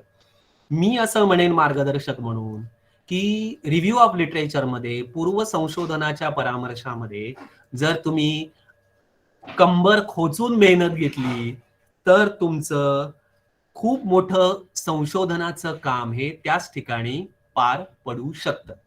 तुम्हाला संशोधनासाठी आवश्यक मूलभूत सामग्री, संदर्भ साधन सामग्री ही सगळी तुमच्या हाताशी या पूर्व संशोधनाच्या परामर्शामध्ये निश्चितच होऊ शकते. बऱ्याचदा काय होतं की अनेक विषय असे घेतले जातात की ज्याच्यावरती आधी कामं झालेली आहेत वेगवेगळ्या ठिकाणी वेगवेगळ्या पद्धतीने. मग त्या विषयावरती नव्याने काय काम करावं, किंवा एखादा विषय आहे त्याच्याबद्दल आधी कोणी काही काम केलंय का, हे सगळं आपण जाणून घेण्याची गरज आहे आणि तिथं पूर्व संशोधनाचा आढावा आवश्यक आहे, रिव्ह्यू ऑफ लिटरेचर आवश्यक आहे. म्हणजे ज्याकडे आपण फारशा गांभीर्याने पाहत नाही. म्हणजे आपण रिव्ह्यू ऑफ लिटरेचर कडे काय पाहतो, तर तयार रेडीमेड मजकूर मिळेल का, एवढाच फक्त आपला रिव्ह्यू ऑफ लिटरेचर कडे बघण्याचा उद्देश आहे. मी आता सांगितलं की तुम्ही पूर्व संशोधनाचा आढावा जितका कंबर कसून घ्याल तेवढं तुमची अभ्यासाची आणि संदर्भाची सामग्री ही तुमच्या हाताशी गोळा होईल आणि तुमचं काम हे सोपं होऊ शकेल, हे तुम्ही निश्चितपणे लक्षात घ्या. आणि काही काही विषय तर हे पूर्व संशोधनाच्या परामर्शाशिवाय पुढे जाऊच शकत नाही. म्हणजे मी सुचवेल या ठिकाणी की गेल्या 25-30 वर्षांमध्ये मराठीमध्ये जेवढे प्रबंध झालेले आहेत त्याच्यामध्ये दलित साहित्य, ग्रामीण साहित्य, लोकसाहित्य आणि अलीकडच्या काळामध्ये स्त्रीवादी साहित्य यांच्यावरती असंख्य प्रबंध झालेले आहेत. अनेक विद्यापीठांमध्ये सध्याही भरपूर कामं चालली त्याच्यावरती आणि येणाऱ्या काळातही होती. पण हे सगळे, मग माझं असं म्हणणं, माझ्याकडे जर एखादा विद्यार्थी आला आणि त्याने ग्रामीण, दलित, आदिवासी किंवा लोकसाहित्य किंवा स्त्रीवादी साहित्य याच्यावरती संशोधन करायचं असं म्हटलं तर मी त्याला सांगेल की तुला जर का दलित साहित्याचा संशोधन विषय घ्यायचा आहे तर तू आधी दलित साहित्यावरती आजवर झालेल्या पूर्व संशोधनाचा परामर्श घे, त्याच्यावरती एक विस्तृत लेख तयार कर, तो मला दाखव, मग आपण चर्चा करू आणि मग तुझा दलित साहित्याविषयीचा तुझा संशोधनाचा विषय हा निश्चित होऊ शकेल. पण असं घडताना दिसत नाही. त्याच्यामुळे आमचे संशोधनाचे आराखडे हे पूर्व संशोधनाच्या आढाव्याच्या बाबतीमध्ये निव्वळ धुळफेक करताना दिसतात असं मला निश्चितपणे नाईलाजाने म्हणावं लागतंय. त्याच्यामुळे आपण पूर्व संशोधनाच्या परामर्शाकडे लक्ष दिलं पाहिजे. आपल्याला पूर्व संशोधनाच्या परामर्शातनं आपल्याला त्या विषयाचे अनेक नवीन कंगोरे माहिती होतील, तुम्हाला अनेक नवीन पैलू माहिती होतील. ते तुम्हाला कळले तर तुम्हालाच नव्या पद्धतीने त्या विषयाकडे बघण्याची दृष्टी प्राप्त होईल आणि म्हणून तुम्ही पूर्व संशोधनाचा परामर्श घेणं फार आवश्यक आहे. त्याच्यावरती मी पुन्हा सांगतोय की संशोधनाचा आराखडा तयार करताना कंबर कसून काम तुम्ही हे पूर्व संशोधनाच्या परामर्शावरती केलं पाहिजे. आपल्याला माहिती की रिसर्च म्हणजे पुनर्शोध आहे. त्याच्यामुळे आपण एखाद्या विषयाचा विचार करतोय संशोधना करता, तर त्याच्या आधी त्या विषयावरती आधी काहीतरी झालेलं आहे. मग आपल्याला आधी काय झालंय त्या विषयाबद्दल हे माहिती नसेल तर आपण तो विषय पुढे नेणार तरी कसा, असा प्रश्न उपस्थित होतो. आणि म्हणून अभ्यास विषयाच्या अनुषंगाने आजवर झालेल्या अभ्यासाचा आढावा घेतला पाहिजे. प्रबंध, पुस्तकं, लेख, दृकश्राव्य स्वरूपात अभ्यास विषयासंबंधी काय काम झालं याचा परामर्श घेतला पाहिजे. त्या विषयाकडे आजवर कोणत्या दृष्टीने पाहिलं गेलं, कोणत्या बाजू अद्याप अलक्षित आहेत याचं भान ठेवलं पाहिजे. आणि आपण हे लक्षात घेतलं पाहिजे, बरेच प्रबंध बघताना जाणवतंय की आपण जिथून विषय सुरू केलेला आहे तिथून विषय सुरू होत नसतो. हा अनेक संशोधन करणाऱ्यांचा भ्रम आहे, मार्गदर्शकांचा भ्रम आहे की आपण ज्या विषयावरती विद्यार्थ्याकडनं काम करून घेतोय किंवा विद्यार्थी करतोय त्याला असं वाटतं की इथूनच विषय सुरू झाला आणि इथंच संपलाय. तर मित्रांनो तसं नाही. आपला संशोधनाचा विषय हा, त्याचा आगा आणि पिछा, त्याचं पुढचं काम, या सगळ्या गोष्टी आपल्याला याची कल्पना असली पाहिजे. त्याच्याकरता पूर्व संशोधनाचा परामर्श हा सगळ्यात महत्वाचा आहे, हे आपण लक्षात घेण्याची गरज आहे. याच्यानंतर संशोधनाच्या आराखड्यामध्ये याच्यानंतर संशोधनाचं गृहीतक आणि संशोधनाची उद्दिष्ट हे दोन मुद्दे अतिशय महत्वाचे आहेत असं आपल्याला दिसून येतं. तर मी असं म्हणेल की संशोधनाच्या गुणवत्तेचा पाया म्हणजे संशोधनाचं गृहीतक आणि संशोधनाची उद्दिष्ट आहेत असं माझं मत आहे. म्हणजे विषयाची निश्चिती करत असतानाच त्या विषयाच्या निवडीमागचं गृहीतक आपलं हे माफ करा सुस्पष्ट असलं पाहिजे. विषयाचा हेतू, विषयाची उद्दिष्ट ही सुस्पष्ट असली पाहिजे. विषयाची व्याप्ती आणि मर्यादा देखील सुस्पष्ट असली पाहिजे. कारण संशोधन विषयाकडे अभ्यासकाचा पाहण्याचा दृष्टिकोन गृहीतक आणि उद्दिष्ट याच्यामधनं निश्चित होत असतो असं आपल्याला दिसतंय. म्हणजे काय की बऱ्याचदा काय होतं की आपल्याला काय शोधायचं या अभ्यास विषयामधनं याच्याबद्दल मौखिकी होऊन जाते तरी बऱ्याचशा विद्यार्थ्यांचा गोंधळच असतो असं आपल्याला दिसून येतं. म्हणजे एखाद्या पीएचडी करणाऱ्या विद्यार्थ्याला विचारलं काम झाल्यानंतर की तुमच्या संशोधनाची उद्दिष्ट आणि तुमचे निष्कर्ष याच्याबद्दल बोला, तर तेवढं सगळं सोडून तो बाकीचं सगळं काही बोलत बसताना आपल्याला दिसून येतो. असा अनुभव अनेक मौखिकींना येतो, हे नाईलाजाने या ठिकाणी सांगावं लागतं. गृहीतक म्हणजे काय असतं, तर गृहीतक हे एक विधान असतं. गृहीतक हे एक विधान असतं, स्टेटमेंट असतं. आपल्या समोर जो प्रश्न निर्माण होतो त्याचं पर्यायी उत्तर म्हणजे गृहीतक. आपल्या समोर जे प्रश्न निर्माण होतात त्याचं एक पर्यायी उत्तर म्हणजे गृहीतक आपल्याला निश्चित करावं लागतं. आपल्याला जे सिद्ध करायचं असतं ते म्हणजे गृहीतक. ते एक विधान असतं. अनेक गृहीतक समोर ठेवून संशोधन करता येत नाही. त्याच्यामुळे गृहीतक हे एक विधान असतं. तुम्हाला जो प्रश्न पडलेला आहे त्या विषयाबद्दल त्याचं जे तुम्ही उत्तर मानता आहात, गृहीत धरता आहात, ते समोर ठेवून ते अपेक्षित असतं. आणि ते तुम्ही ज्या साहित्यकृती निवडल्या आहेत त्याच्यामध्ये ते असणं अपेक्षित आहे. ते विधानात्मक असणं अपेक्षित आहे. ते नेमकं असणं अपेक्षित आहे. ते अचूक असणं अपेक्षित आहे. आणि म्हणून ते जितकं नेमकं, ते जितकं विधानात्मक. मला वाटतं खातानाचा व्हिडिओ तरी बंद करावा प्लीज, कारण माझं जेवण बाकी अजून. धन्यवाद. मी आता जे बोललो त्याचा आणि संशोधनाचा काही संबंध नाही बरं का रे. तर आपल्या समोर जो प्रश्न निर्माण होतो त्याचं पर्यायी उत्तर म्हणजे गृहीतक. ते नेमकं असावं, ते मुद्देसूद असावं, ते एक विधान असतं. एखाद्या विषयाकडे वळताना त्याच्यातनं आपल्याला नेमकं काय शोधायचंय, काय गृहीत धरून आपण त्या विषयाकडे वळतो याच्याबद्दलचं विधान. आणि त्याच्याबद्दलची आपली उद्दिष्ट ही 4, 5, 6 अशी उद्दिष्ट असू शकतात. ती स्वयंस्पष्ट असावीत, ती मोजकी असावीत, ती नेमकी असावीत. तुम्ही गृहीतकामध्ये जे विधान केलेलं आहे त्या विधानाच्या अंगाने शोध घेताना तुम्ही क्रमाक्रमाने कोणकोणत्या गोष्टी करणार आहात त्याची नोंद उद्दिष्टांमध्ये असावी. त्याची नोंद उद्दिष्टांमध्ये असावी.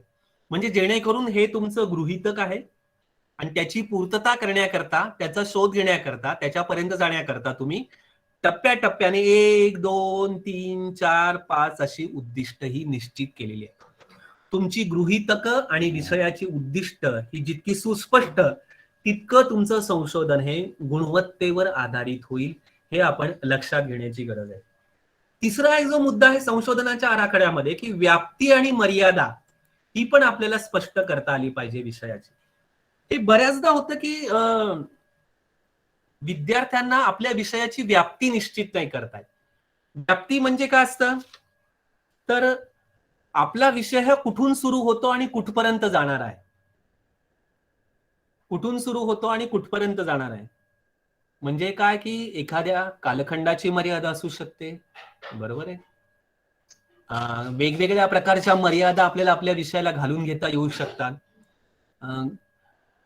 मी उदाहरण देईल. खरं तर मी एक विषयाचं उदाहरण देणार होतो, पण आता मी ते टाळतोय. मी ते वेगळ्या पद्धतीने देतो, की एखाद्या ठीक आहे, समजा आता एक प्रबंध मी एका विद्यापीठाचा तपासला होता, तो मराठी काव्य समीक्षा असा होता, बरोबर आहे. मराठी काव्य समीक्षा असा होता. तर हा प्रबंध अतिव्याप्त होता. हा विषय मराठी काव्य समीक्षा म्हणजे कुठपासून कुठपर्यंत, स्वातंत्र्यपूर्व काळातली का स्वातंत्र्योत्तर काळातली, 1960 नंतरची का त्याच्या आधीची, बर्डेकरांच्या काळातली समीक्षा का वाव पटवर्धन आणि श्रीधर व्यंकटेश केतकर म्हणजे 1920 पूर्वीच्या काळातली काव्य समीक्षा, याचा काहीही बोध त्याच्यातनं होत नाही. तर असे विषय असू नये. आपले विषय हे अतिव्याप्त आणि अव्याप्त सुद्धा असू नये, बरोबर आहे. अव्याप्त म्हणजे RRC मध्ये बसलेले असताना भयानक संशोधनाचे आराखडे डोळ्यांना दाखवावे लागतात आपल्या, बरोबर आहे. आणि त्यांचं समर्थन करणाऱ्यांचे शब्द कानामध्ये घालवावे लागतात, नाईलाज असतं. म्हणजे काय असतं, की अमुक एका लेखकाच्या कथा संग्रहाचा अभ्यास, विचारलं किती कथा संग्रह, तर 2.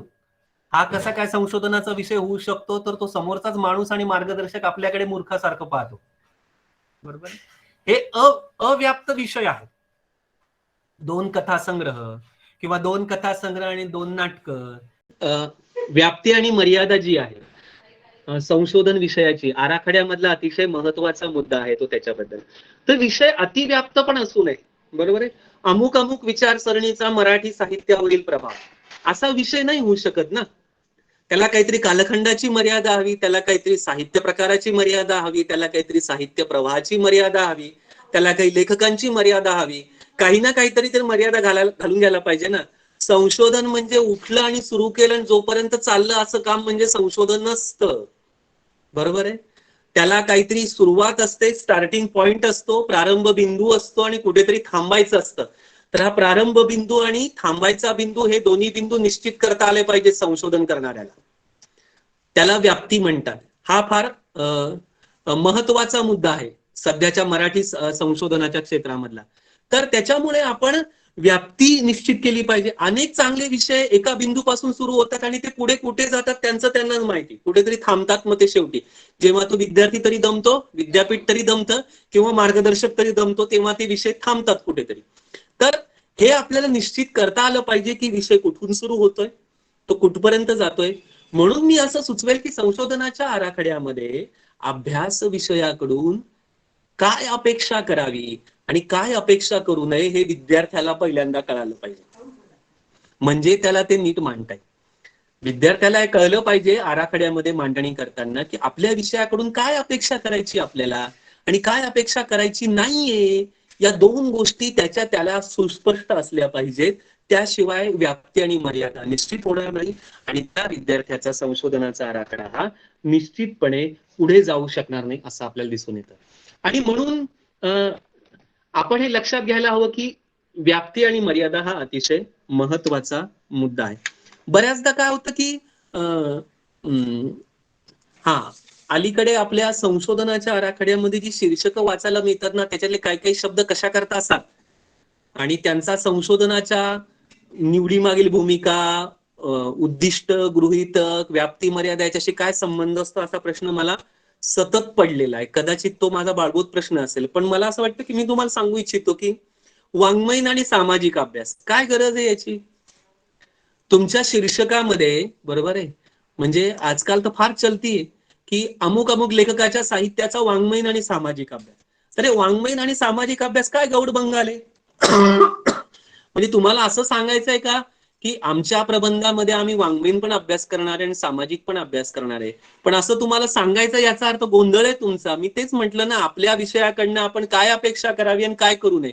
आपण वाङ्मयीन संशोधन करतोय, तो वाङ्मयीन अभ्यास अपेक्षितच आहे. आणि कुठल्याही वाङ्मयीन संशोधनामध्ये, साहित्याच्या संशोधनामध्ये साहित्य कृतीची सामाजिक बाजू दुर्लक्षून तो संशोधन किंवा ते अभ्यास होऊ शकत नाही, याची जाण अभ्यासक म्हणून आपल्याला निश्चितपणे असली पाहिजे.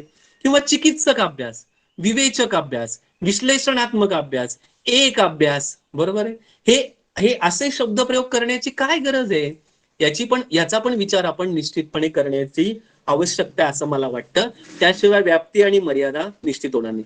मी एक सुचवेल, म्हणजे माझ्या अनुभवातनं सुचवेल, तुम्हाला किती पटते बघा, की आपण नेहमी आपल्या संशोधनाचा आराखडा तयार करताना, आपल्या संशोधनाचं शीर्षक निश्चित करताना आपल्या विषयाच्या निवडीमध्ये एक विशिष्ट सूत्र असलं पाहिजे, याचं भान नेहमी ठेवलं पाहिजे. एक विशिष्ट सूत्र घेऊन आपला विषय निवडा, तेव्हा मग त्याचा आराखडा आपोआप त्या सूत्राला धरून तयार होईल. म्हणजे मी असं सांगेल की ठीक आहे, मी काही विषय आठवायचा प्रयत्न करतो. ठीक, एक दलित कवयित्रींच्या कवितेचा अभ्यास असा जर का विषय असेल तर हा अतिव्याप्त विषय. दलित कवयित्रींच्या कवितेचा अभ्यास हा अतिव्याप्त विषय, याच्यामध्ये काहीच हाताला लागणार नाही. याच्यामध्ये फक्त 10, 12, 15 दलित कवयित्री एकत्र केल्या जातील, त्यांच्या कवितेमध्ये काय काय आलेलं आहे, काय काय नाही तेवढं सांगितलं जाईल आणि प्रबंध आटपेल. याच्यातनं कुणाच्याच काही हाताशी लागणार नाही. हाच विषय घ्यायचा आहे तर मी असं सुचवेल की तुम्ही दलित कवयित्रींच्या कवितेमधलं एक सूत्र निश्चित करा ना. दलित कवयित्रींच्या कवितेमधलं एक सूत्र निश्चित करा आणि ते सूत्र तुमच्या प्रबंधाच्या केंद्रस्थानी ठेवून तुमच्या संशोधनाच्या आराखड्याची मांडणी करा. म्हणजे मी असं म्हणेल की दलित कवयित्रींच्या कवितेतील स्त्री जाणीवांचा अभ्यास, किंवा दलित कवयित्रींच्या कवितेवर आंबेडकरी विचारांचा प्रभाव, बरोबर.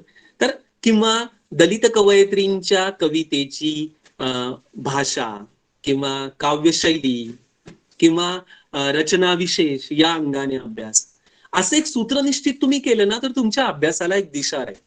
तुमचं गृहीतक स्पष्ट राहील, उद्दिष्ट निश्चित राहतील, व्याप्ती आणि मर्यादा निश्चित राहील आणि मग विद्यार्थ्यालाही कळेल की आपल्याला कुठून खेळायला सुरुवात करायची आणि कुठपर्यंत जायचंय. नाही तर मग काय होतं, कुठून सुरुवात करायची आणि कुठे थांबायचं आणि कुठे कुठे जायचं असा प्रश्न निर्माण होतो. म्हणून मी सांगेल की व्याप्ती आणि मर्यादा महत्वाची आहे.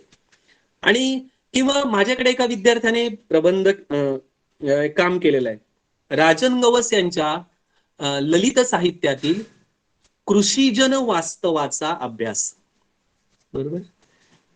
म्हणजे राजन गवस यांनी कथा, कादंबरी, कविता, ललित गद्य असं वेगवेगळ्या प्रकारचं लेखन केलेलं आहे. त्या सगळ्यांमधून फक्त एकच सूत्र शोधायचं आहे, ते म्हणजे कृषीजन संस्कृतीचे वास्तव. कृषीजन संस्कृतीचे वास्तव. तर असं एक विशिष्ट सूत्र निश्चित केलं तर संशोधन करायला मजाही येते, एक उत्साही राहतो आणि आपलं संशोधन आराखड्यापासून ते शेवटच्या प्रबंधापर्यंत हे अधिक चांगल्या पद्धतीने हे पोहोचू शकतं असं आपल्याला दिसतं. आणि म्हणून मग मी कॉम्प्युटरवर जॉईन होतोय. ही निश्चित करणं संशोधनाच्या आराखड्यामध्ये फार महत्वाचं आहे. मी पुन्हा या स्लाइडकडे जातोय.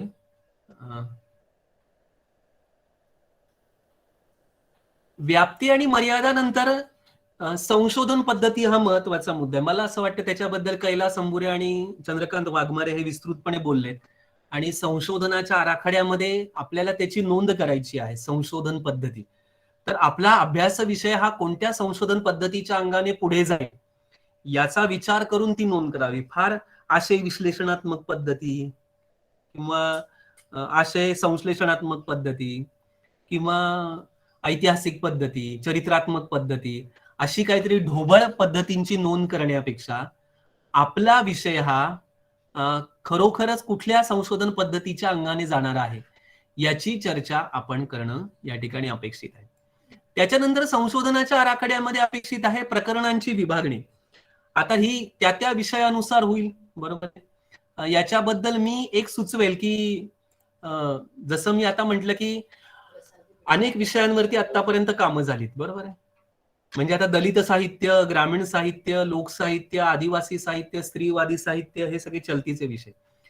या विषयांवरचे सगळे प्रबंध काढा. पहिलं प्रकरण काय असतं बरं, मी सांगायची पण गरज नाही. मी त्या प्रबंधांचं पहिलं प्रकरण काय असतं हे सांगायची पण गरज नाही. मी म्हंटल ना, आपण आकलनापासूनच आपण मेहनत घ्यायला कचरतो असं दिसतं. मला जर का एखाद्या दलित साहित्यामधल्या किंवा आदिवासी साहित्यामधल्या लेखकाच्या साहित्याचा अभ्यास करायचा आहे किंवा एखाद्या प्रकारातल्या कादंबरी, कथा, कविता याचा अभ्यास करायचा आहे, तर माझं पहिलं प्रकरण आहे दलित साहित्य संकल्पना आणि स्वरूप, ग्रामीण साहित्य संकल्पना आणि स्वरूप, आदिवासी साहित्य संकल्पना आणि स्वरूप, स्त्रीवादी साहित्य संकल्पना आणि स्वरूप. हेच असलं पाहिजे का? असा प्रश्न आपण संशोधनाचा आराखड्यामध्ये प्रकरणांची मांडणी करताना स्वतःला खूप गंभीरपणे विचारला पाहिजे आणि मार्गदर्शकांची चर्चा करून की आपण याच्यामध्ये काय वेगळं करू शकतो, आपण आपल्या प्रबंधाचं प्रकरण वेगळ्या पद्धतीने कशा मांडणी करू शकतो याचा विचार केला पाहिजे. मला असं वाटतं संशोधन ही मौलिक गोष्ट आहे. मौलिक, ती मौलिक कशी होईल याचा विचार मार्गदर्शक आणि विद्यार्थी यांनी खूप गंभीरपणे करण्याची गरज आहे. त्याच्यामुळे प्रकरणांची मांडणी ही त्या मौलिकतेचं एक उत्तम उदाहरण असू शकतं. तर त्याचा विचार हा निश्चितपणे आपल्याला करता आला पाहिजे. त्याच्यानंतर मग प्रकरणांच्या मांडणीमध्ये शेवटी परिशिष्ट आहे, त्याच्यामध्ये अभ्यास विषयाची साधन सामग्री आहे, संदर्भ सूची आहे, मुलाखत आहे, विषय सूची आहे, नाम सूची आहे, अशा वेगवेगळ्या गोष्टी परिशिष्टामध्ये असू शकतात. या सगळ्या गोष्टींचा संशोधनाच्या आराखड्यामध्ये समावेश करता आला पाहिजे. आपल्याला अडचण काय आहे की आपल्याला अभ्यास विषयाची मूलभूत साधन सामग्री म्हणजे प्रायमरी रिसोर्सेस आणि दुय्यम रिसोर्स, सेकंडरी रिसोर्सेस याच्यामध्ये आपल्याला फरक करता येत नाही, अशी पण एक अडचणीची गोष्ट आहे. आपल्याला संशोधनाच्या आराखड्यामध्ये आणि शेवटी आपण जो फायनल सिनॉप्सिस, अंतिम गोषवारा सादर करतो प्रबंधाचा, त्याच्यामध्ये आपल्याला अभ्यास विषयाची मूलभूत साधन सामग्री म्हणजे तुम्ही मूलभूतपणे ज्या साहित्य कृतींचा अभ्यास केलाय त्यांची व्यवस्थित शिस्तबद्ध नोंद, त्यांचे लेखक, त्यांचे प्रकाशक, त्यांच्या आवृत्त्या यांच्यासह ही अभ्यास विषयाची मूलभूत साधन सामग्री आहे, तिचा आपल्याला व्यवस्थित उल्लेख करता आला पाहिजे प्रबंधाच्या अखेरीस. आणि त्याच्यानंतर आपल्याला अभ्यास विषयाकरता आपण सेकंडरी रिसोर्सेस म्हणून जे संदर्भ ग्रंथ, संदर्भ लेख, संदर्भ नियतकालिक, संदर्भ कोश यांचा वापर केलेला आहे, त्यांची आपल्याला नोंद करता आली पाहिजे. म्हणजे आमच्या विद्यापीठातला अनुभव सांगतो मी की अनेकदा आम्हाला प्री व्हायवाला सूचना करावी लागते की पुरेशी संदर्भ ग्रंथांची सूची जोडलेली नाही. असं का होत असेल बरं? आता मी आजारी होतो 8 दिवस, बरोबर आहे, डॉक्टरांनी सांगितलं प्लेटलेट कमी झाल्या, मग डॉक्टर काय म्हणे की नुसतं जेवण करून त्या प्लेटलेट्स वाढणार नाहीये, बरोबर. मग त्याच्याकरता काय केलं त्यांनी, 3 दिवस सकाळ संध्याकाळ मला सलाईन लावल्या आणि 4थ्या दिवशी मला त्या सलाईनच्या बरोबरीने जेवण, अशा पद्धतीने माझ्या प्लेटलेट्स या नॉर्मल झाल्या. जेव्हा एखाद्या प्रबंधाला जोडलेली संदर्भ ग्रंथ सूची ही पुरेशी नाही असं दिसतं, तेव्हा मग नंतर अंतिम प्रबंध सादर करायच्या वेळेस त्याच्यामध्ये संदर्भ ग्रंथांची भर घालावी लागते. ही अशी जेव्हा भर घालावी लागते ना, ती सलाईन आहे. मुलातलं जेवण आपली तब्येत चांगली करू शकतं, सलाईन हा तात्पुरता इलाज आहे.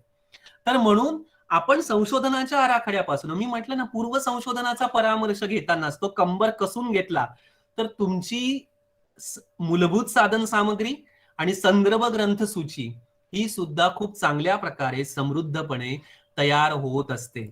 त्याच्यामुळे आपल्याला त्याच्याकडे पण संशोधनाच्या आराखड्यामध्ये लक्ष देता आलं पाहिजे, हे आपण लक्षात घेतलं पाहिजे. आणि म्हणून मग आपण आपला जो प्रबंध आहे तो मौलिक झाला पाहिजे.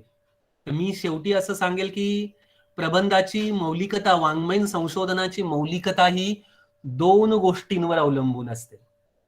एक, तुम्ही कोणती नवीन तथ्य मांडलेली तुमच्या संशोधनामध्ये, तथ्य म्हणजे फॅक्ट्स, बरोबर आहे, तुम्ही कोणती नवीन तथ्य मांडलेली तुमच्या संशोधनामध्ये आणि ती कशा प्रकारे मांडलेली, कोणती नवीन तथ्य मांडलेली आहेत आणि ती कशा प्रकारे मांडलेली, हे लक्षात घ्या मित्रांनो.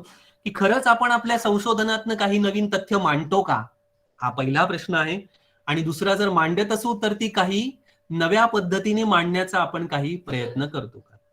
म्हणजे आपण केवळ पॅराफ्रेझिंग करतो, आपण केवळ विवेचन करतो आपल्या प्रबंधांमध्ये.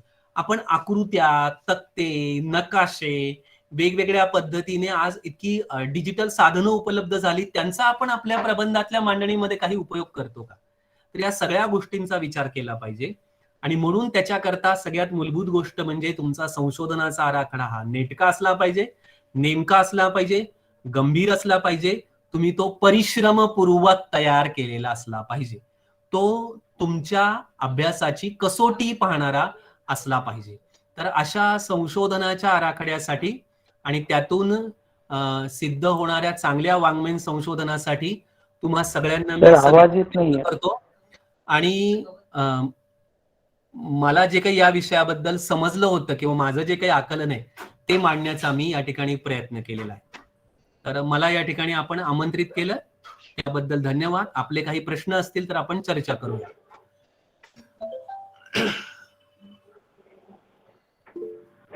Hello sir. हा बोला सर. सर, समस्या प्रधान कादंबरी असा हा विषय मी संशोधनासाठी घ्यायचा ठरवलेला आहे. तर सर, हे शीर्षक पुरेसं वाटते का? व्याप्ती आणि मर्यादा निश्चित करा. बरोबर आहे ना? समस्या प्रधान कादंबरी म्हणजे काय? तुम्ही हरिभाऊन पासून सुरुवात करून रंगनाथ पठारेंपर्यंत येणार आहात का? बरोबर आहे ना? Yes sir. तुम्हाला व्याप्ती आणि मर्यादा निश्चित करता आली पाहिजे. आणि पुन्हा समस्या प्रधान हे फार गौड बंगाल आहे. तर तुम्हाला नेमक्या कोणत्या समस्या महत्वाच्या वाटतात? सामाजिक, आर्थिक, राजकीय, बरोबर आहे, खेड्याशी संबंधित आहेत, जाती व्यवस्थेशी संबंधित आहेत, स्त्रियांशी संबंधित आहेत, अनेक आहेत. त्याच्यामुळे तुम्ही मस्तपैकी तुमच्या अभ्यासाची व्याप्ती आणि मर्यादा निश्चित करा आणि तो विषय असा व्यवस्थित फ्रेम करा. मजा येईल काम करताना. Yes sir. थँक्यू. हो, आणि एक गोष्ट मला सांगायची राहिली बरं का, ते संदर्भांच्या बाबतीमध्ये, की बऱ्या अलीकडे ना आपले प्रबंध, आपल्या विषयाचे प्रबंध तपासताना सतत लक्षात येते की अनेक दुय्यम, तिय्यम, चतुर्थ, पंचम अशा दर्जाच्या संदर्भांना कोट करून आपण लिहित आहोत. मी उदाहरण देऊन बोलू शकतो, पण ते मला योग्य वाटत नाही. की म्हणजे कादंबरीचा अभ्यास करतोय तर कोणाचे संदर्भ आले पाहिजेत? विका राजवाडेंपासून ते भालचंद्र नेमाडे आणि हरिश्चंद्र थोरातांपर्यंत आले पाहिजेत. बरोबर? त्याच्यात कोणीतरी XYZ आपल्या एका मित्राने, प्राध्यापकाने तयार केलेल्या चर्चासत्राच्या संदर्भ ग्रंथामधला संदर्भ तथाकथित ज्याचा कादंबरीचा काही अभ्यास नाही तो तुम्ही संदर्भ म्हणून प्रबंधात पहिलाच संदर्भ देणार असाल तर ही अतिशय वाईट गोष्ट आहे. याला संशोधन म्हणत नाही. हा बोला. प्रश्न सर्वांनाच विचारून द्या. म्हणजे ज्याच्यात खरंच हो, प्रश्न हो, असतील हो. तर अशांनीच प्रश्न विचारा. वारंवार सत्रामध्ये ठराविक संशोधक अभ्यासकच प्रश्न विचारतात. हो. सर, मला एक प्रश्न विचारायचा आहे. हा बोला सर. पाटील सर, आपल्या बोलण्यामध्ये वाङ्मयीन आणि भाषिक अभ्यास हा विषय आलेला होता. तर माझी विनंती आहे की वाङ्मयीन अभ्यासातले 1, 2, 3, 4, 5 आणि भाषिक अभ्यासातले 1, 2, 3, 4, 5 तुमच्या मताप्रमाणे कोणते मुद्दे असावेत, कसा असावा तो अभ्यास? मुद्दे भरपूर सांगता येतील, असे 1, 2, 3, 4, 5 मुद्दे नाही सांगता येणार. बरोबर आहे. वाङ्मयीन संशोधनाबद्दल तर मी बोललोच. मी भाषिक संशोधनाबद्दल असं म्हणेल की आपण सरळ गुंगारा दिलेला आहे सगळ्यांनी भाषिक संशोधनाला. आपण त्याच्या फंदातच पडत नाही. आणि भाषिक संशोधन करणं हे खरं तर खूप अधिक मेहनतीचं काम आहे आणि खूप वेगवेगळ्या पद्धतीने ते करता येऊ शकतं. तुमच्या परिसरातल्या बोलीपासून ते अगदी प्रमाण भाषेच्या व्याकरणापर्यंत, प्रमाण भाषेच्या बदलत्या स्वरूपापर्यंत अनेक वेगवेगळ्या पद्धतीने भाषेचा अभ्यास आपल्याला करता येऊ शकतो. म्हणजे आता मी ज्या भागामध्ये आहे, माझ्याकडे जो विद्यार्थी वर्ग आहे तो सगळा आदिवासी विद्यार्थी वर्ग आहे आमच्याकडे विद्यापीठात. तर त्या विद्यार्थ्यांचा भाषिक दृष्ट्या शैक्षणिक जो काही प्रवास आहे अगदी शाळेपासून ते आतापर्यंतचा तो प्रमाण भाषेतला आणि त्यांची बोली याच्यामध्ये जेवढी तफावत आहे त्याचा अभ्यास जर केला तर त्याचा उपयोग हा खूप वेगवेगळ्या पद्धतीने होऊ शकतो. म्हणजे भाषिक अभ्यासाची अनेक क्षेत्र उपलब्ध आहेत की जेणेकरून मराठीचा बृहन महाराष्ट्रामध्ये पडलेला प्रभाव, गेल्या अनेक शतकांपासून बृहन महाराष्ट्रामधली मराठी भाषा आणि साहित्याची स्थितीगती, सध्या काय चित्र आहे मराठी भाषा आणि साहित्याच्या बाबतीमध्ये बृहन महाराष्ट्रात, याचा अभ्यास करण्यासारखा आहे. आणि भाषिक दृष्ट्या आता खरं तर एवढी सरमिसळ झालेली आहे, बरोबर आहे. तर आधुनिक तंत्रज्ञानाचा पडलेला प्रभाव, बोलींवरती पडलेला प्रभाव, प्रमाण मराठीवरती पडलेला प्रभाव, आपल्या आपल्या समूह बोलींवरती पडलेला प्रभाव, आपण काय करतो की आपण आपल्या अस्मिता फक्त लोकसाहित्याच्या अभ्यासापुरत्या मर्यादित करून ठेवलेल्या, आणि आपले सगळे लोकसाहित्याच्या अभ्यासात हे संकलन आणि संपादनाचे बाड आहेत, बरोबर आहे. याच्या पलीकडे काही नाही त्याच्यामध्ये. संशोधन नावाची गोष्ट त्याच्यामध्ये फारशी सापडत नाही, काही सन्माननीय अपवाद सोडून. त्याच्यामुळे भरपूर गोष्टी करण्यासारख्या आहेत.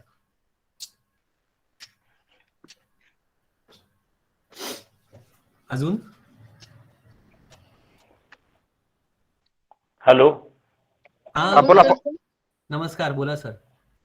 सर नमस्कार. सर, माझा एक प्रश्न आहे. नानासाहेब पवार सर बोलतील, त्याचा प्रश्न पूर्ण होऊन द्या. नंतर सुनीता रोकडे मॅडमचा प्रश्न घेऊ. Doctor Nanasaheb Pawar sir. Sir नमस्कार. नमस्कार सर, बोला. आशुतोष पाटील सर नमस्कार. आपण आजारी असून सुद्धा अतिशय छान मार्गदर्शन केलं. आम्ही तरुण पिढी मार्गदर्शक या ठिकाणी काही आहेत, काही विद्यार्थी या ठिकाणी आहेत, आणि ताहेर पठाण सरांनी हा जो उपक्रम घेतलेला आहे पहिल्यांदा त्यांचं या ठिकाणी आभार मानतो. आणि माझ्या प्रश्नाकडे येतो. सर, मी काही दिवस संशोधन केंद्र चालवतोय आणि तुमच्याकडे काही एका दुसरा माझा प्रबंधही आला होता. मला फक्त एवढंच यातून प्रश्न विचारायचा आहे की आपण त्यांना विद्यार्थ्यांना एखादा टॉपिक दिला तर अलीकडे महिला वर्ग एखादा हे करतो, म्हणजे संशोधन करत असतो, आणि त्याच्यातल्या कुटुंबातील मंडळी, पॉलिटिकल मंडळी, इतर काहीतरी सामाजिक क्षेत्रातली मंडळी किंवा आपल्यातले सुद्धा काही एक वरिष्ठ मंडळी त्याच्यामध्ये लक्ष घालतात आणि त्याला एक वेगळी दिशा देण्याचा प्रयत्न करतात. तर याच्यासाठी सुरुवातीलाच आपण काय प्रयत्न करावेत असं तुम्हाला वाटतं सर?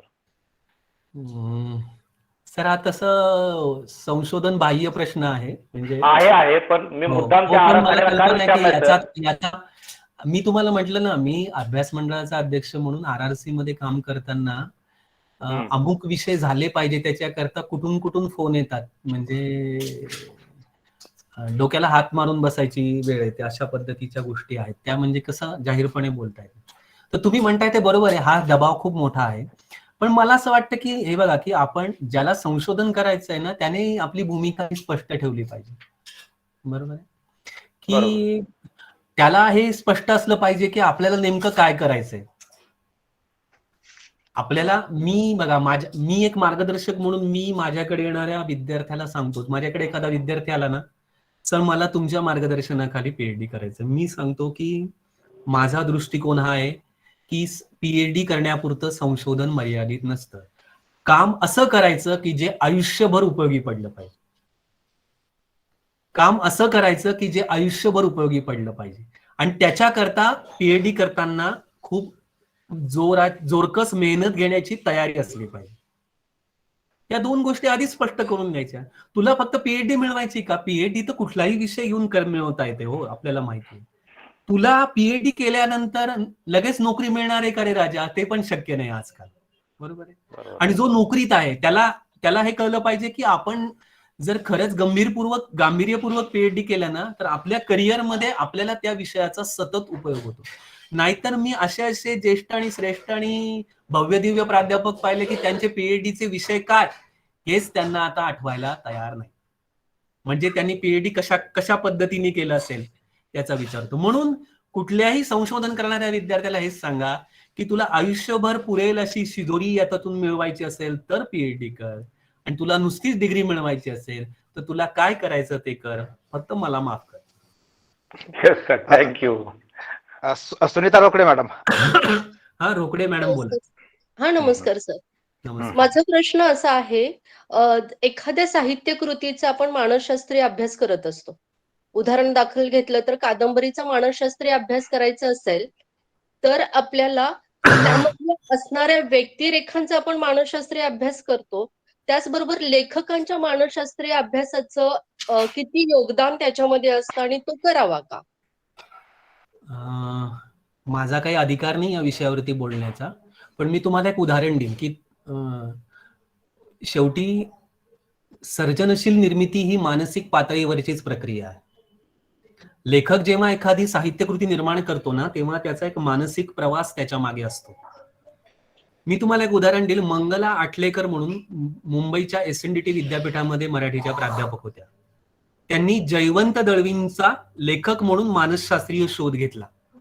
बरोबर. ते पुस्तक तुम्ही बघितलं की नाही माहिती नाही, राजाहूस प्रकाशनाने प्रकाशित केलेलं आहे. दळवींच्या मृत्यूच्या अगोदरच त्यांनी दळवींच्या काही भेटी घेतल्या, त्यांच्याशी चर्चा केली, त्यांची मुलाखत घेतली, काही प्रश्न विचारले आणि लेखक म्हणून, बरं का, व्यक्ती म्हणून नाही, अच्छा.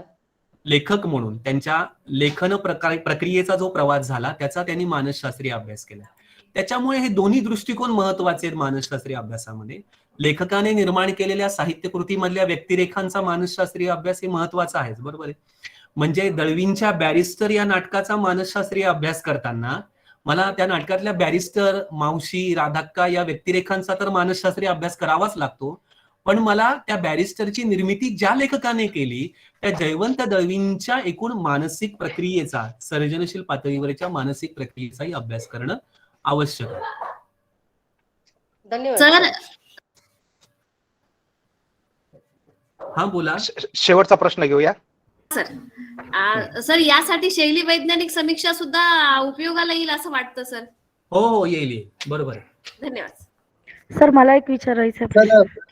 सर, गडचिरोली जिल्ह्यामध्ये झाडीपट्टी रंगभूमी फार प्रसिद्ध आहे सर, परंतु इथले नाटक अप्रकाशित आहेत पण प्रयोग होतात, यावर संशोधन होऊ शकतं का सर?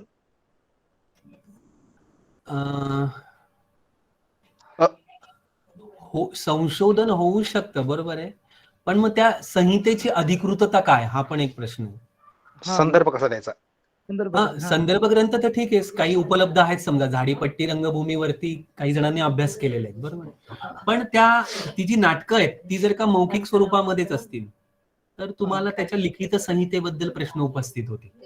तिची अधिकृतता काय, तिला मान्यता काय देणार तुम्ही, हा एक महत्वाचा मुद्दा आहे. उमा काळे मॅडम. हा, काळे मॅडम बोला. सर, खूप छान मांडणी केली, खूप वर्षांनी ऐकायला मिळालं.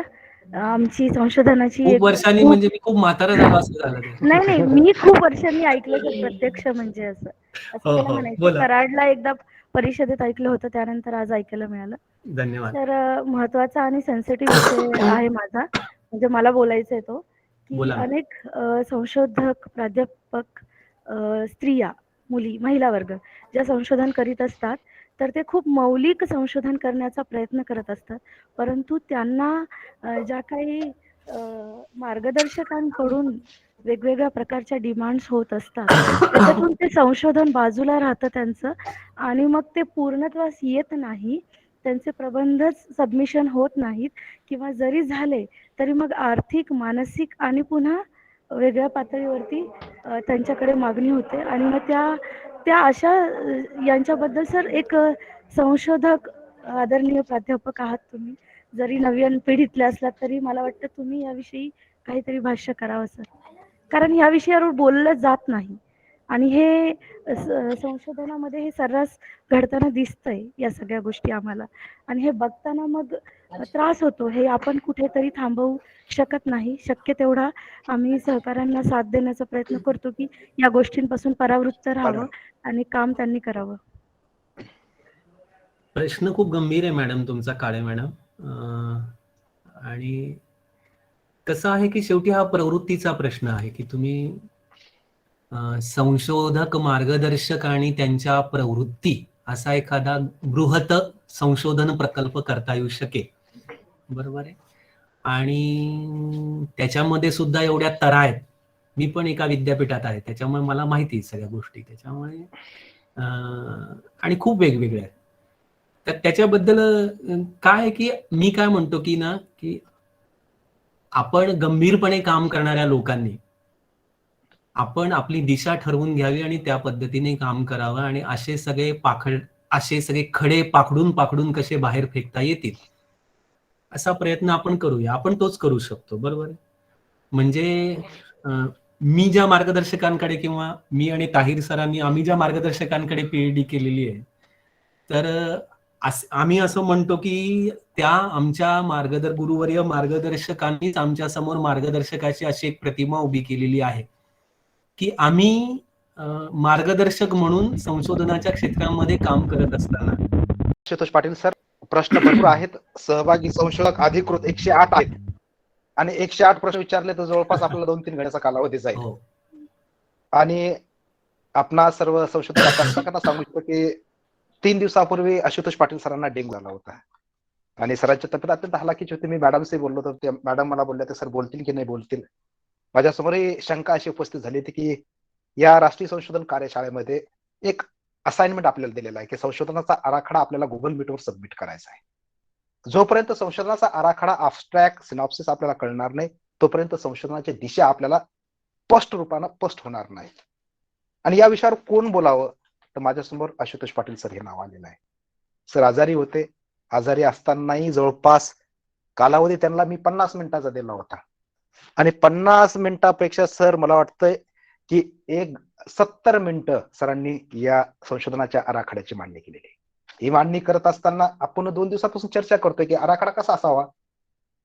तर हे करत असताना सरांनी संशोधनाची संकल्पना आहे, विषय निवडी मागची भूमिका कशी असली पाहिजे, विषयाची निवड कशी करायची, रिव्ह्यू ऑफ लिटरेचर कसं असायला पाहिजे, आपल्या संशोधनाची उद्दिष्ट ग्रहितके कशी असली पाहिजे, आपल्या संशोधनाच्या हायपोथेसिस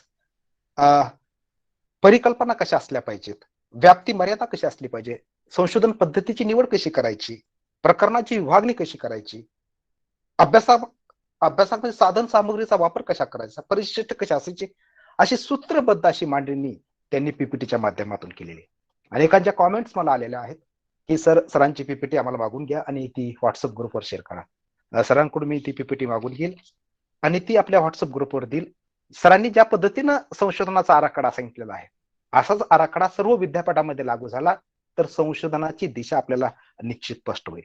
याच्यामध्ये एक भर टाकेल मी की संशोधनाचा आराखडा म्हणजे संशोधन कसं करायचं याचा एक अब्स्ट्रॅक्ट म्हणजे फर्स्ट अब्स्ट्रॅक्ट ज्यावेळेस आरआरसी समोर जाईल तर या पद्धतीनं संशोधन असेल आणि संशोधन पूर्ण केल्यानंतर दुसरा अब्स्ट्रॅक्ट कसा द्यायचा आहे. संशोधनाच्या हायपोथेसिस घेत असताना म्हणजे परिकल्पना गृहीतके धरत असताना आपल्या डोळ्यासमोर असं संशोधन असणार आहे हे आपण सुरुवातीला ठरवलेलं आहे. पण 4 वर्षानंतर ज्यावेळेस तुम्ही संशोधनाच्या खोलामध्ये जाताल म्हणजे संशोधन असं करण्यात येईल आणि 4 वर्ष संशोधन पूर्ण झाल्यानंतर संशोधन असं करण्यात आलेलं आहे. गृहीतके बदलू शकतात. उद्दिष्टाच्या खोलीमध्ये गेल्यानंतर वेगवेगळं काही नवीन माहिती आपल्या हातीस येऊ शकते. सरांनी अत्यंत सूत्रबद्ध पद्धतीनं गृहीतके, उद्दिष्टे, व्याप्ती, मर्यादा, पद्धती, प्रकरणाची विभागणी या अनुषंगानं मांडणी केलेल्या आहेत. सर्व सहभागी संशोधक अभ्यासकाच्या वतीनं मी त्यांचे निश्चितच आभार व्यक्त करेल. या कार्यशाळेत जे संशोधक मार्गदर्शक आलेले आहेत म्हणजे ज्या आपल्या मार्गदर्शनाखाली जे विद्यार्थी संशोधन करत आहात अब्स्ट्रॅक्ट कसा तयार करायचा या पद्धतीने अब्स्ट्रॅक्ट झाला पाहिजे. याच्यामध्ये अनेक प्रश्न विचारले गेले. नानासाहेब देशमुख सरांनी एक प्रश्न विचारला की या पद्धतीने समस्या कशी निर्माण करायची. ज्यावेळेस संशोधनाच्या विषयावर तुम्ही चर्चा करता जे वारंवार चर्चा होईल अनेक प्रश्न विचारले जाईल म्हणजे प्लेटो अरिस्टॉटलनं म्हटलेलं आहे की वारंवार चर्चा करा, प्रश्न विचारा, प्रश्नामधूनच तुम्हाला उत्तर मिळेल. म्हणजे चर्चा करण्यासाठी तुम्हाला वाचन करावं लागेल, साधन सामग्रीची जुळवाजुळव करावं लागेल, त्यावेळेस तुम्ही चर्चा करताल. सगळं साहित्य तुमच्याजवळ उपलब्ध झाल्यानंतर अनेक प्रश्न तुमच्या मनामध्ये निर्माण होतील. त्या अनुषंगानं हे गोष्ट आपल्यासमोर निश्चित उपस्थित होईल. शेवतेकर सरांनी एक प्रश्न विचारला होता आशुतोष पाटील सरांना की सर भाषेचं संशोधन कसं करायचं. तर सहभागी संशोधक अभ्यासकांना मी सांगेल एक वेळेस वेळापत्रक पहा, शेड्यूल पहा आपलं. या शेड्यूलमध्ये नंदकुमार मोरे जे शिवाजी विद्यापीठामध्ये प्रोफेसर आहेत ज्यांनी भाषा आणि बोलीच्या संदर्भात त्यांचं महत्वपूर्ण संशोधन कार्य त्यांनी केलेलं आहे. भाषा आणि बोलीचे महत्वपूर्ण ते अभ्यासक मानले जातात. त्या सत्रामध्ये तुम्ही प्रश्न त्यांना विचारला की भाषेचं संशोधन कसं करायचं तर ते निश्चित त्या संदर्भात ते उत्तर देतील. म्हणजे सत्राच्या अनुषंगाने आपण प्रश्न विचारले असते तर निश्चित मला चांगलं वाटलं असतं. त्याच्यानंतर उमा काळे मॅडमनं संशोधनातील वास्तव संशोधन करत असताना सोप्या गोष्टी नाहीत. आम्हीही त्यामधून गेलेलो. डॉक्टर आशुतोष पाटील सरांनी उल्लेख केला की आदरणीय गुरुवर्य डॉक्टर सतीश बडवे सरांचा. सरांच्या मार्गदर्शनाखाली पाटील सरांनी संशोधन केलं आणि मीही संशोधन केलेलं आहे. माझं तुम्हाला सांगतो की मी MA केल्यानंतर ज्यावेळेस PET साठी मला नाव नोंदणी करायची होती, माझी कुटुंबाची परिस्थिती त्या काळात हालाकीची होती. रजिस्ट्रेशन करत असताना त्यावेळेस 2000 रुपये फीस भरायची होती.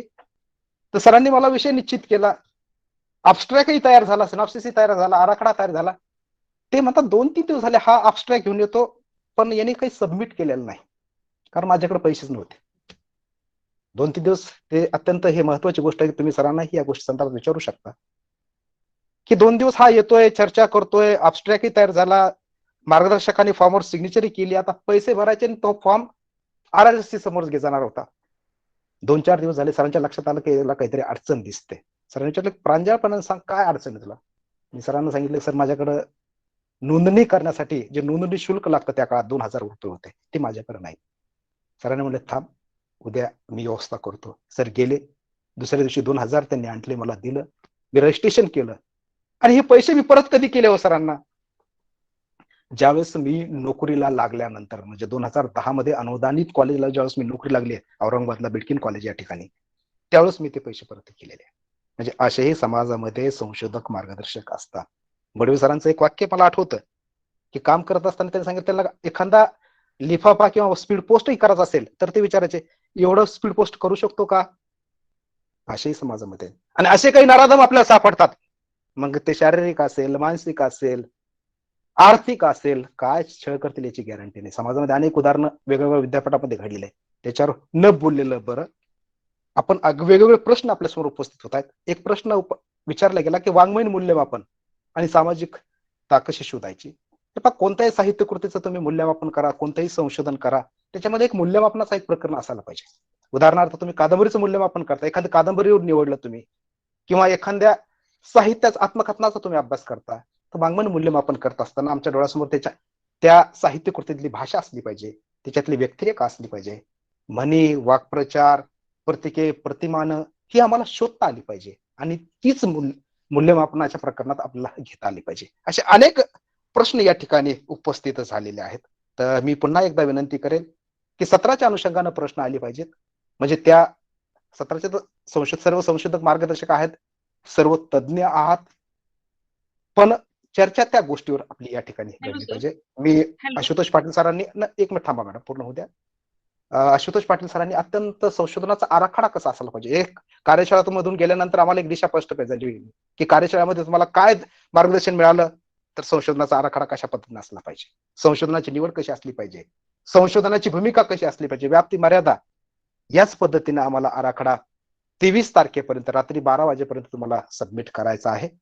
अत्यंत खेळीमेळीच्या वातावरणामध्ये, म्हणजे प्रश्न सगळे चांगले आहेत, मी त्याचं स्वागतच करेल, पण आपल्याला वेळेचं बंधन आहे, सर्वांना प्रश्न विचारायचे आहेत, सगळे संशोधक मार्गदर्शक आहेत, अनेक आम्ही संशोधक विद्यार्थी होतो, तर सर्वांना आपण संधी देऊया. खेळीमेळीच्या वातावरणामध्ये मला वाटतं दुसरा दिवस आमचा संपत आलेला आहे आणि या सत्रामध्ये आमचे मित्र आदरणीय doctor professor Ashutosh Patil sir, जे अभ्यास मंडळाचे अध्यक्ष आहेत, RRC समोर अनेक प्रकरणं त्याच्या समोर आलेत, अनेक उदाहरणं, दाखले विश्लेषण करून त्यांनी या विषयाची मांडणी केली आहे. मी आपल्या सर्वांच्या वतीनं, म्हणजे सहभागी संशोधक, मी ही कार्यशाळा फक्त माझी कार्यशाळा नाही, ही कार्यशाळा तुम्हा आम्हांची कार्यशाळा आहे. अनेक चर्चा आपल्या या ठिकाणी घडलेल्या आहेत. सर्वांच्या वतीनं आशुतोष पाटील सर आजारी आहेत, बोलताना तो त्रास जाणवत होता, पण खरा शिक्षक, हाडाचा शिक्षक कसा आहे की आपला पेशाशी आपण इमान राखतोय. ते बोलायला सुरुवात केली आणि जवळपास 70-80 मिनिटं ते बोलले, अनेक प्रश्नांना त्यांनी उत्तरं दिली, तब्येत खराब आहे कुठेही त्यांना जाणवलं नाही. म्हणून त्यांचं सर्वांच्या वतीनं मी कौतुक तर निश्चित करेल आणि अभिनंदनही करेल आणि आभारी कार्यशाळेचा मुख्य आयोजक या नात्यानं त्यांचं आभारी या ठिकाणी व्यक्त करतो.